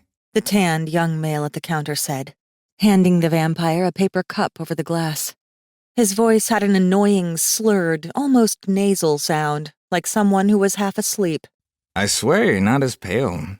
You finally get a boyfriend and get it on or something? He gave a slow, drawling laugh, registering at the appropriate mental equivalent of a defective horse. The green-eyed adolescent glanced to Masaaki and winked. Am I right? Masaaki felt like sticking his tanto up the kid's nose for speaking so casually to his daimyo. Bonnie, for her part, flushed crimson. No, she managed. Not boyfriend. Exchange student. I'm supposed to show him around town. Yeah? The teenager said, pushing 100 tiny braids back behind his ear with his fingers. Then he leaned forward against the counter, putting his pretty, peach-fuzzy face much too close to his daimyo's for comfort. So, how about that date then? I just bought a new Mustang. I'd love to drive you over to my place, maybe watch some Netflix and chill on the sofa. Masaaki had his sword out and touching the boy under the chin in an instant, forcing his head up and away. The daimyo is not interested in the braying of a donkey like you. Holy shit, dude! The boy cried, backing off, hands in the air. That is, like, so un-American. He's Japanese, Bonnie said. I figured. Christ, dude! The kid was peering at Masaaki like he'd just grown testicles on his face. You should take those swords from him, Bonnie. He's gonna get his ass arrested. She can take my swords from my corpse. Masaaki snapped. Yeah, man, but the law? The daimyo are the law. Masaaki growled. I protect the law. Bonnie said. Sorry, Josh, I really gotta go. She grabbed the first paper cup that the retarded barkeep had put on the counter and wrapped a dainty arm around Masaaki's shoulder and steered him deeper into the small tea house that she had called the Sleepy Dog. He should not be talking to a daimyo like that. Masaaki growled as she shoved him into a booth. Bonnie did not look pleased as she sat down in the seat across from him and set the paper cup on the table between them. Still scowling, she took a long sip from the drink in her hand, then continued to glare at him. What? Masaaki finally demanded. That is unacceptable. What you did, just now, is unacceptable. Masaaki narrowed his eyes. He was offering to bed you, without marriage or contract of service, in public. You find that acceptable? She balked slightly. Well, no, Then it will stop, Masaaki said. She set her cup down too hard, shooting a tiny jet of brown foam through the small hole in the lid. Listen, you pain in the ass. I'm getting you a condo, and you're getting a girlfriend. End of story. Masaaki snorted. I don't think so. He picked up the drink she had spent the whole car drive to the Sleepy Dog raving about and took a sip. Expecting tea, he immediately spat it out on the floor and peered into the cup, startled. This tastes awful. Slowly, Bonnie glanced down at the floor, where the brownish-white liquid was even then seeping into the green rug. "You're cleaning that up." No, I'm not. The peasant who made this swill will clean it up. "That peasant is a United States citizen, and that swill is one of the best lattes ever made, jackass." It tastes like the burned milk of mares. She blinked at him for several moments, then just got up and walked off. Masaaki had started to get out of his booth when she said over her shoulder, "Stay there!" Masaaki stayed. He heard a door open and close. Then she came back with a wad of paper, which she dropped onto the floor and started cleaning up the swill, like a peasant. Grimacing, Masaaki glanced around the room to make sure no one was looking, then leaned down and hissed, You are humiliating yourself, daimyo. "What about being a good guest?" Bonnie demanded. "That guy is our host." He is an uneducated peasant who serves horrible tea when he could be working the fields or carrying a sword. He is beneath my notice. She glared up at him from where she squatted on the floor. Still scowling, she picked up the wads of brown-stained paper and dropped them in a bin on the far side of the room. "For your information, he's an A student in the UAA nursing program. A junior." Masaaki frowned. Then he does carry a sword? He hadn't noticed a sword. "In America, you don't have to carry a sword to be a citizen." Masaaki stared at her, utterly uncomprehending. Then he's a scholar? The Chinese had scholars who never touched a sword. The pussies. He liked that word. Pussy. Bonnie had used it on him when he didn't want to get into the car. "Yeah, sort of, but no, you're not getting it. Everyone here is a citizen." Masaaki scowled. Not everyone can be a citizen. How did they earn it? She groaned and dropped her head to the table. Ugh. "Okay. I'm really glad I decided to come here first before you went ape shit in the middle of the Walmart men's department." Ape shit? Imagine an angry ape jumping up and down and flinging its own poo. That's kind of what I think of when I think of ape shit. Masaaki tensed. Did you just call me an ape, daimyo? "Look," Bonnie said, lifting her head and slapping a hand on the table. "You are going to shut up and listen for a minute. Just take the next few things I tell you as fact and stop fucking questioning me. First, everyone is a citizen. Second, you can't threaten a citizen or you will go to jail. Third, this place doesn't have daimyo or whatever the hell you keep saying. Everyone is equal." Masaaki snorted. Impossible. Bonnie reached out and grabbed him by the cut-open neck of his robe and yanked him forward until they were eye to eye. "You are going to stop humiliating me or I am going to leave you behind. Capiche?" Masaaki didn't understand what capiche meant, but he got the general idea. He reddened immediately and lowered his head in a rush of shame. My apologies, daimyo. He hadn't realized he had been humiliating her. That, at least, he could understand. She grunted and let go of him. "Okay, now, you gotta learn the rules. Unless I'm being threatened with serious bodily harm, you can't pull a sword on anyone. A sword is a deadly weapon, and they'll take it from you, and you'll go to jail. This place gets a lot of cops in on their breaks. You really don't want to keep waving that sword around in the presence of cops.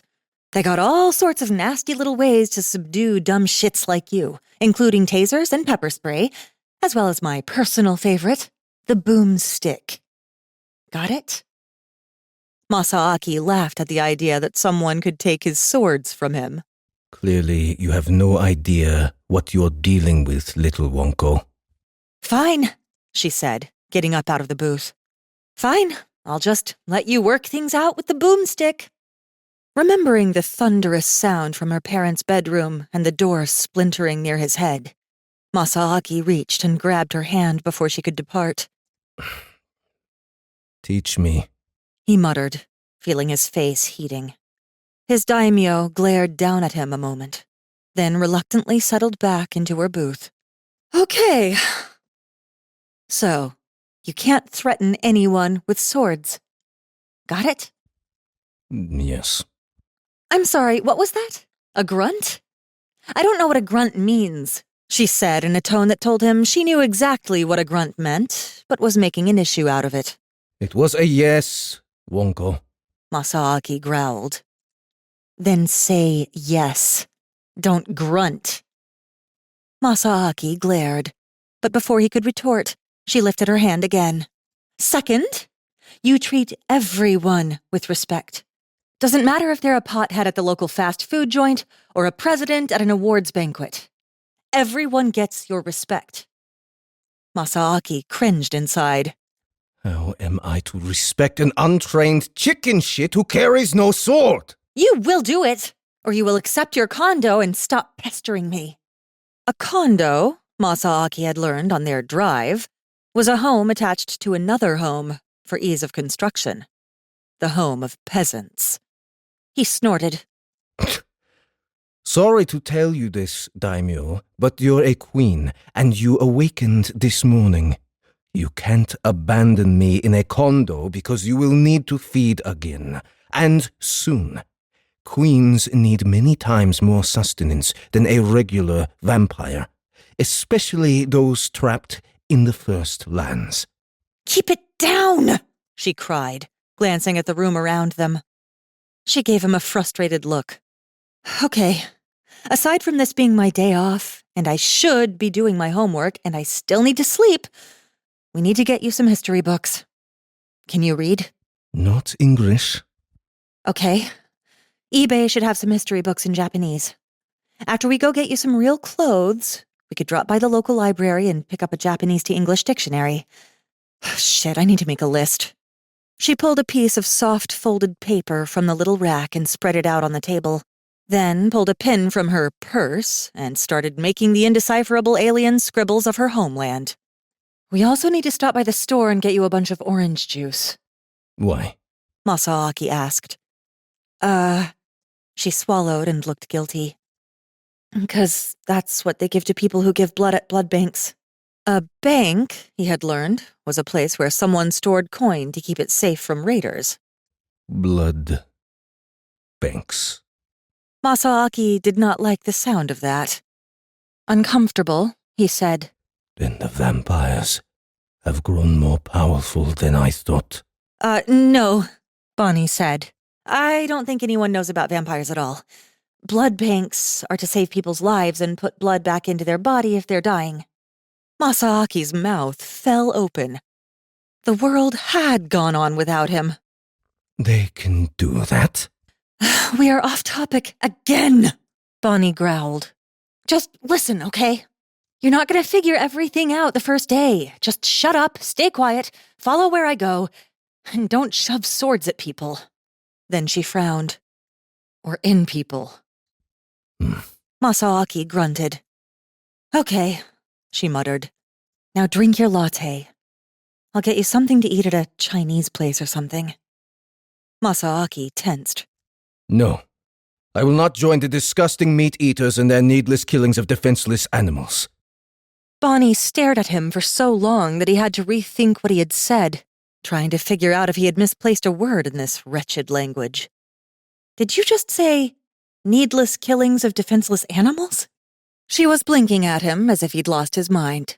It is one of the core tenets of the follower of Buddha and a believer in Shinto. You're a vegetarian. She said it like he had proclaimed a massive, virulent growth on his forehead. Tensing, Masaaki said, It is not necessary to eat meat and slaughter animals when one has alternatives. To knowingly cause such suffering is akin to what your parents did with their harem, and will anger the kami. Okay. She kept blinking at him, staring. You're serious? You're a vegetarian. Big badass samurai is a vegetarian. Masaaki glared at her. I'm assuming you're not? She cleared her throat. No, it's kind of a sissy girl thing to be a vegetarian nowadays. Masaaki made a disgusted snort. I once again find myself in a land of barbarians. She stared at him for much longer than necessary before she said, "Okay. I'll keep that in mind. Anything else I should know about your eating habits?" I will try anything that is not gruel or made from the flesh of animals. Masaaki said. Your parents liked to feed me gruel and the flesh of animals. How surprising, she sighed. I take it you won't wear leather? I'd rather not, Masaaki said. Okay. She wrote something on her little piece of paper. Will you eat fish? If there's no other alternative. No fish? Wow. A vegetarian. You eat eggs? Chicken? Eggs, yes, if taken from the hen with respect. Chicken, no. Cheese? Masaaki grimaced.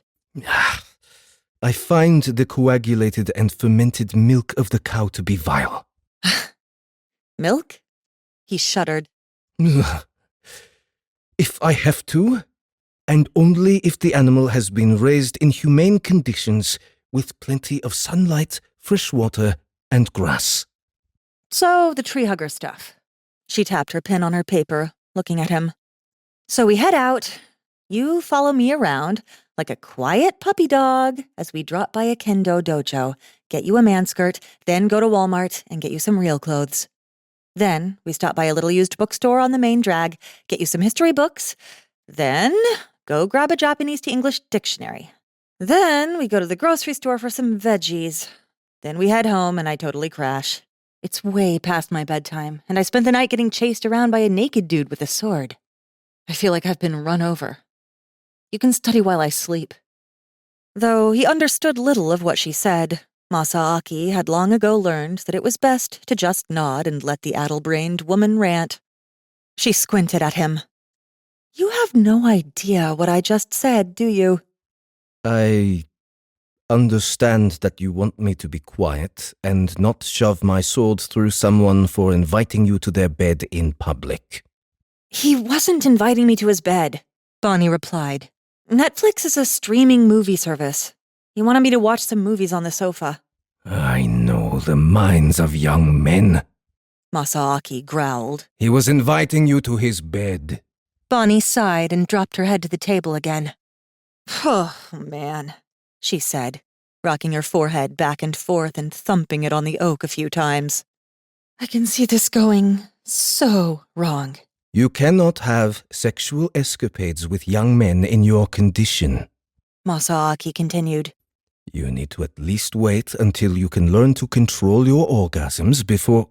He frowned at the way she was looking at him. What?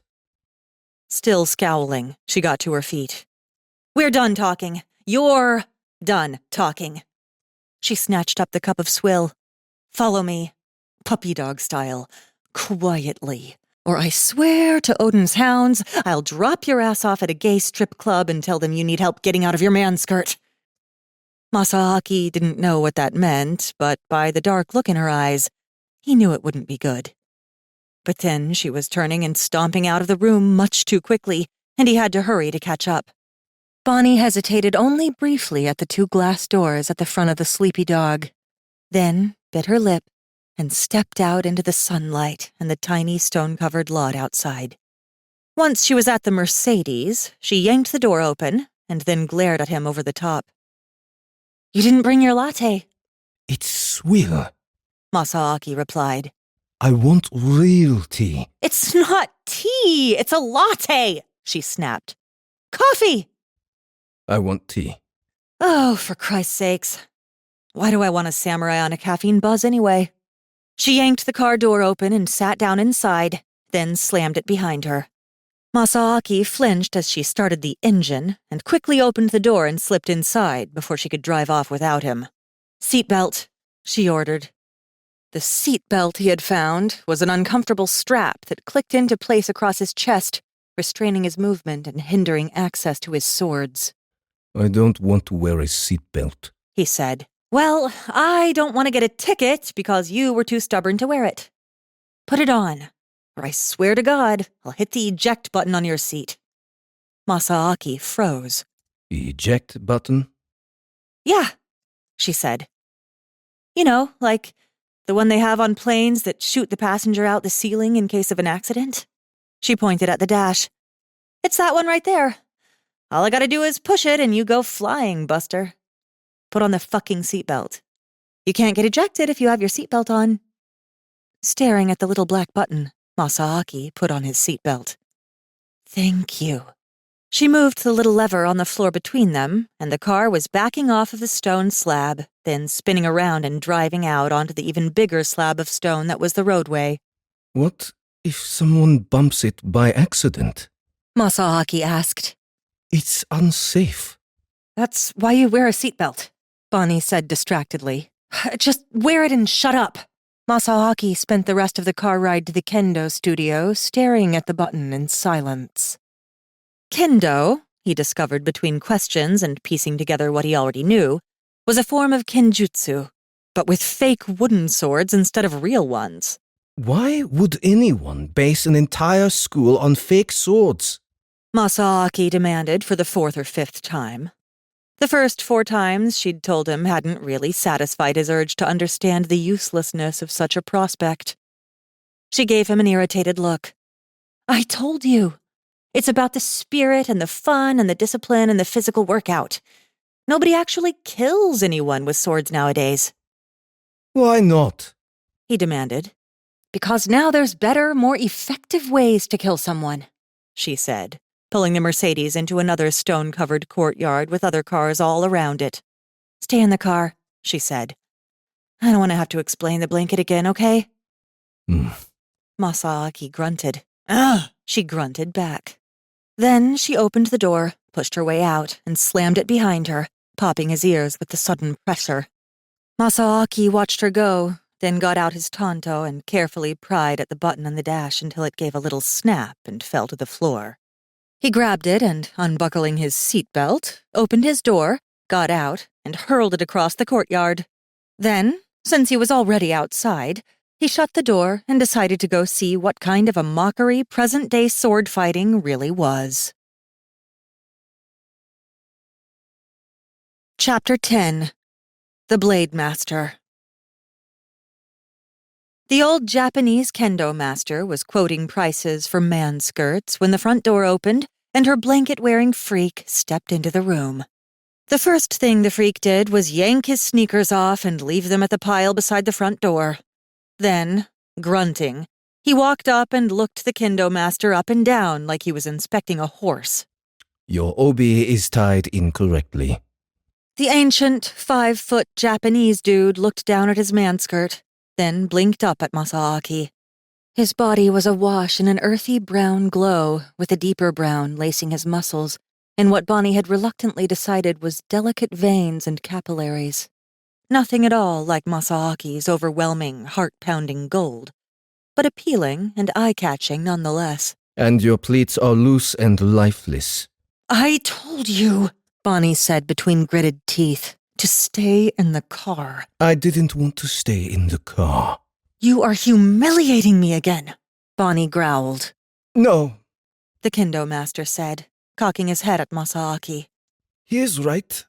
It's the 2nd day I've worn it without folding it properly. I've been too busy at the hospital. The grandson has had pneumonia. No excuse, Masaaki said. Masaaki!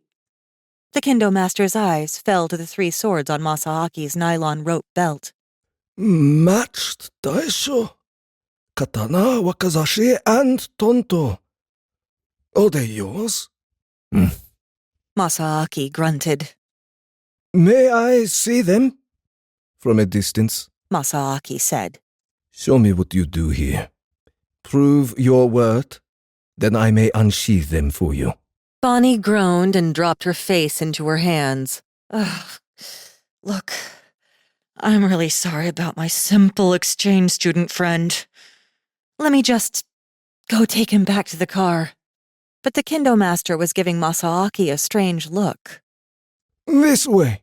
He turned and patted his bare feet out deeper into the studio, leaving Bonnie standing beside the clothing rack, looking at shrink-wrapped man skirts. Oh, goddammit, she muttered, following. Before she was halfway across the threshold, Masaaki spun on her and said, Shoes, daimyo.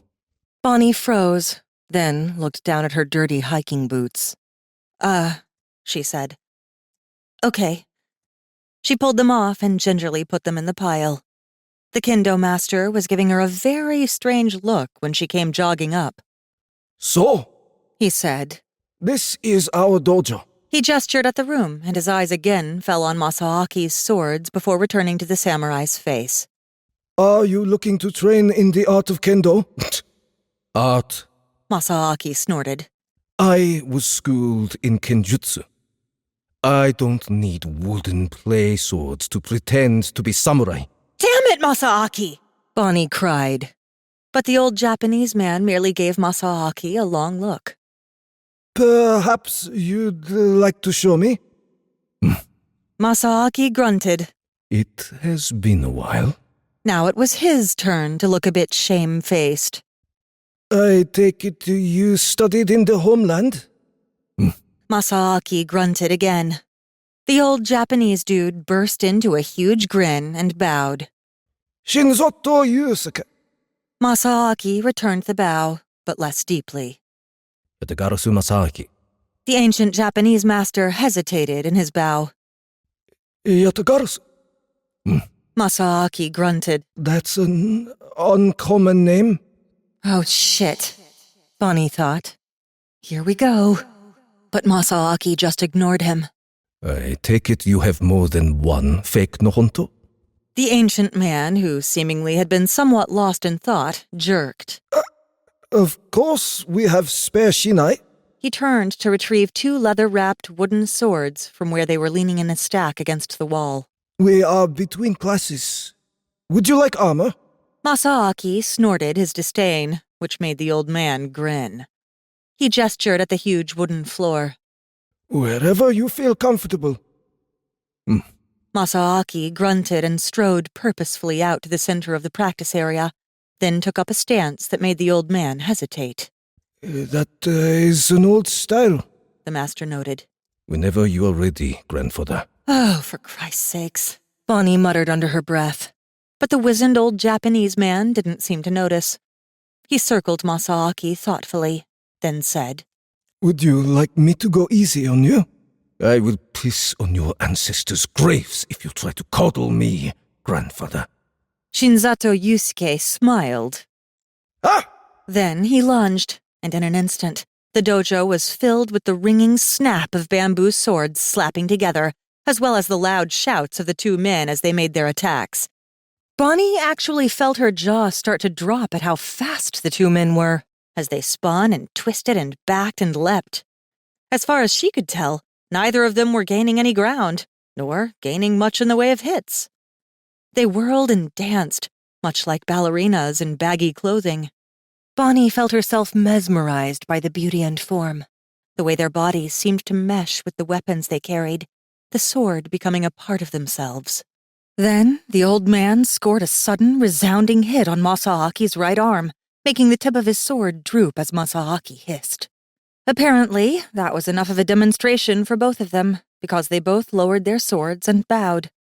When they returned, Masaaki looked thoroughly sheepish, and the old man looked like a kid in a candy store. It's been a long time. Masaaki muttered, handing the old man back his sword. You are very good. Where did you learn? Shinzato Yusuke asked, as he returned the bamboo swords to the pile. Many places. Masaaki grumbled, rubbing his arm. Japan.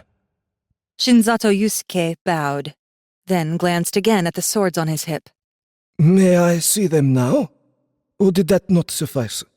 At the obvious longing in his face, Bonnie realized, stunned, that the old man had just spent 20 minutes slapping sticks together with Masaaki simply to earn the right to see his swords. Nodding, Masaaki dropped into a kneeling position in front of the master. The old man followed, kneeling in front of him. With obvious reverence, Masaaki took the 3 swords from their sheaths and laid them carefully upon the floor in front of him, biggest to smallest. As soon as the first blade came from its sheath, its blade and handle engraved with golden birds. The old man sucked in a sudden breath of air through his teeth. When the second and third followed, he went into a strange, still silence. He made no move to touch the swords. Eventually, the old man said, Those almost look like Masumune. They should. Masaaki growled. I paid him well enough. After another couple of minutes of silence, he reached out and retrieved the swords, sliding them one after another into their wooden sheaths. For a moment, the old man's eyes widened slightly. His eyes reluctantly returned to Masaaki's face. Are you looking for a new place to learn, Yatagaru? Masaaki sighed and got to his feet. I'm looking for a man's skirt. I can't stand the clothing they have nowadays. Too restrictive. Man skirt. Shinzato Yusuke glanced at Bonnie, who blushed so hard she felt it in her ears. She said. He was being difficult. Your hakama The old man said, giving Bonnie a pointed look. is out in the entry. Take your pick. And take a kendoge as well. It's been some time since I've had such an enjoyable bout. Please return if you find your path crossing the step of my humble dojo. Masaaki grunted and bowed, deeper this time. I would enjoy the practice. It has been a long time. The kendo master returned the bow so deeply he was almost parallel to the floor. Then Masaaki straightened, grunted again, and walked toward the door. Come, daimyo. Bonnie said as the kendo master gave her that funky look again. She made an awkward bow. Thank you for your time. Masaaki took a couple shrink-wrapped packages from the front room, then stepped back into his sneakers and confidently strode back to the car, Bonnie quickly on his heels. Masaaki? She asked as she got back behind the steering wheel of the Mercedes. The old man was watching them through one of the huge dojo windows. What does daimyo mean exactly? Every time you said it, he gave me a funny look. Warlord. Masaaki said distractedly, settling into the seat beside her. How do I get these open? She turned to glare at him. You called me warlord in front of a withered old Japanese dude? That was it. She officially felt like strangling him. Masaaki made that little grunt of dismissal and went back to scraping his fingernails against the shrink wrap.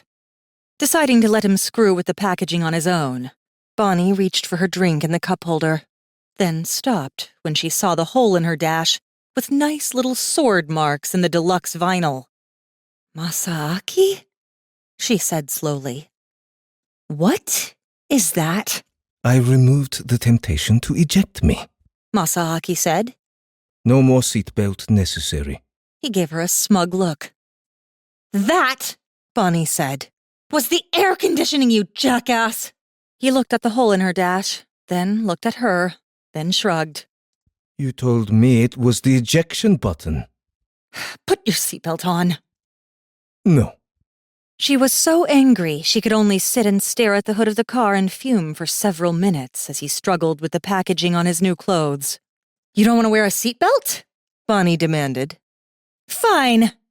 She put the car into reverse, spun it around in a circle, then slammed on the brakes, making the tires squeal and the ill-begotten kendogi go flying across the car to the back seat. Then she stomped on the gas, making the tires squeal, and raced the few hundred feet to the stop sign, at which point she stomped on the brake again, driving the samurai's face into the dash.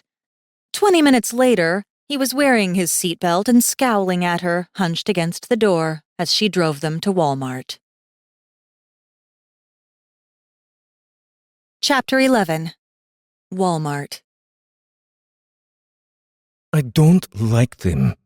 It was the first thing Masaaki had said to her since she'd flung him bodily up onto the dash with yet another abrupt stop. They look like what your father wore. They're called jeans, and of course they look like what my father wore. My father wanted to blend in. This is what everybody wears around here. Too restrictive. Masaaki said again. He had tried on over a dozen different pairs of pants and found all of them lacking. Bonnie sighed. Okay, she said. What would Chuck Norris do? Masaaki stopped peering at the miniskirt-clad black woman pushing her basket and child through the men's aisle and turned to frown at her. He pointed behind him and said, Is that woman a slave? She's wearing no clothes. Bonnie waved off his question. Chuck Norris, Bonnie said. You know, like the greatest martial artist ever? Masaaki gave her a blank look. Oh my God! Bonnie squealed. We have got to get you educated. He is so my hero. You know, when Chuck Norris does push-ups, he doesn't push himself up, he pushes the ground down. She made a pushing motion at the floor. The samurai continued to peer at her. Oh, Bonnie squealed. How about this one? Chuck Norris has never laughed in the face of death. He finds nothing amusing about his own reflection. Slowly, Masaaki said, So, this man is dangerous? Oh yeah, Bonnie said. Totally. Chuck Norris once stabbed a knife with a human being. For a long moment, Masaaki only stared at her. Then, slowly, his face eased into a tentative smile. I see. Or how about this one? Chuck Norris does not fart. Nothing escapes Chuck Norris.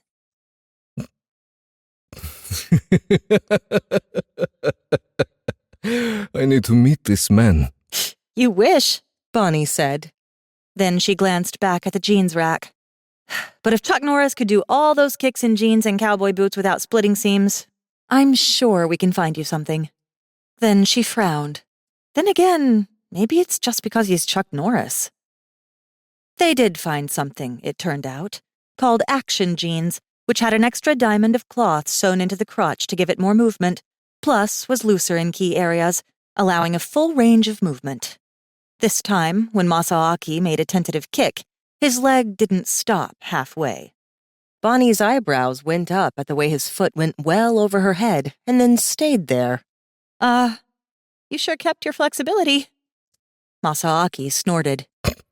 Imagine the most painful positions you can be strapped into and left for a few days, and you'll begin to understand. It only made it worse that they knew I was former samurai. Oh, So, Masaaki said, dropping his leg. a shirt. They ended up getting several sets of action jeans and a wide range of t-shirts, button-ups, sweaters, jackets, and a pair of sandals. Those aren't going to last you through the winter, Bonnie said, giving the sandals a dubious look. They'll be fine. Masaaki said. I will just wear thicker tabi. No, you don't understand, Bonnie said. This is Alaska. We hit -35 here in town at least a couple times a year. Masaaki shrugged, but showed no interest in the boots. Too restrictive. He insisted. It seemed to be his excuse for everything he didn't want to do. But after seeing him put his foot about 10 inches above her head and hold it there while twisting under himself to look at the seam of his leg, she wasn't going to complain. Okay, Bonnie said, piling it all into the cart. Checkout time. Get behind me, puppy dog style, and say nothing. Got it? That's your golden rule from now on. Keep your mouth shut. Masaaki grunted, but fell into place behind her. Checkout proceeded rather smoothly, until Masaaki forgot the golden rule when the African-American lady in the miniskirt pulled into line behind them and, because she was talking on a cell phone and reaching for a pack of gum, accidentally bumped him with her cart. Masaaki violently shoved the cart backwards, thankfully sans kid, and said, In my country, slave, people would be beheaded for not respecting the body of a samurai. Masaaki! Bonnie cried. I don't care if you say there are no slaves in this country. Masaaki retorted. She dresses like a cheap Chinese harlot and she hit me with her cart. Excuse me? The black woman demanded, her voice rising several pitches, lowering her phone from her ear as she stared at Masaaki. What did you call me, you racist piece of shit?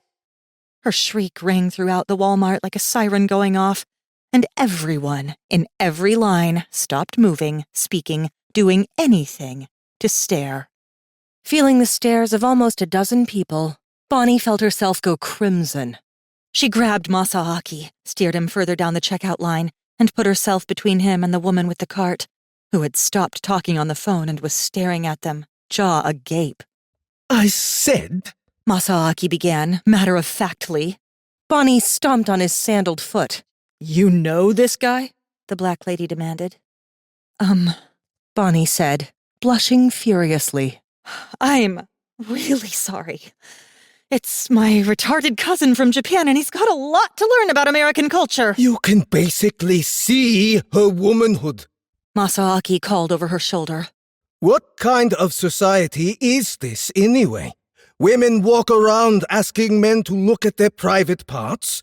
No wonder she carts around a small mongrel child. Her parents probably couldn't even arrange a proper marriage with her own species. The black woman's eyes widened, and she yanked her cart out of the line and immediately put her phone to her ear and said, Hold on. I need to call you back. He's very sorry, Bonnie insisted. He's autistic. Tourette's. No, I'm not, Masaaki said. She dresses like a tramp from... Bonnie swiveled on him. You! Shut your mouth, or I will leave you here! She was so angry she was shaking. He must have believed her, because Masaaki went silent. I'm so sorry, Bonnie said, feeling the stares hitting her from all sides. She hastily slapped several $100 bills on the counter in front of the cashier, well over what she owed. But your balance was only $237, the cashier began, holding up the $600 bills. Pay for her stuff with the change, Bonnie said hastily, gesturing at the cart of the woman Masaaki had humiliated. To the miniskirt-wearing woman, she said, I am so sorry for his behavior. I never knew I'd be bringing such a rude asshole into my home. I'm like 2 seconds from kicking him out forever. Should have done it already, you ask me, the African-American woman said, though she seemed a bit mollified by Bonnie's gesture. Bonnie collected up the bags, shoved half at the samurai, and started walking towards the front door. So angry and humiliated, she wanted to just drop everything, bolt back to the car, and drive off without him.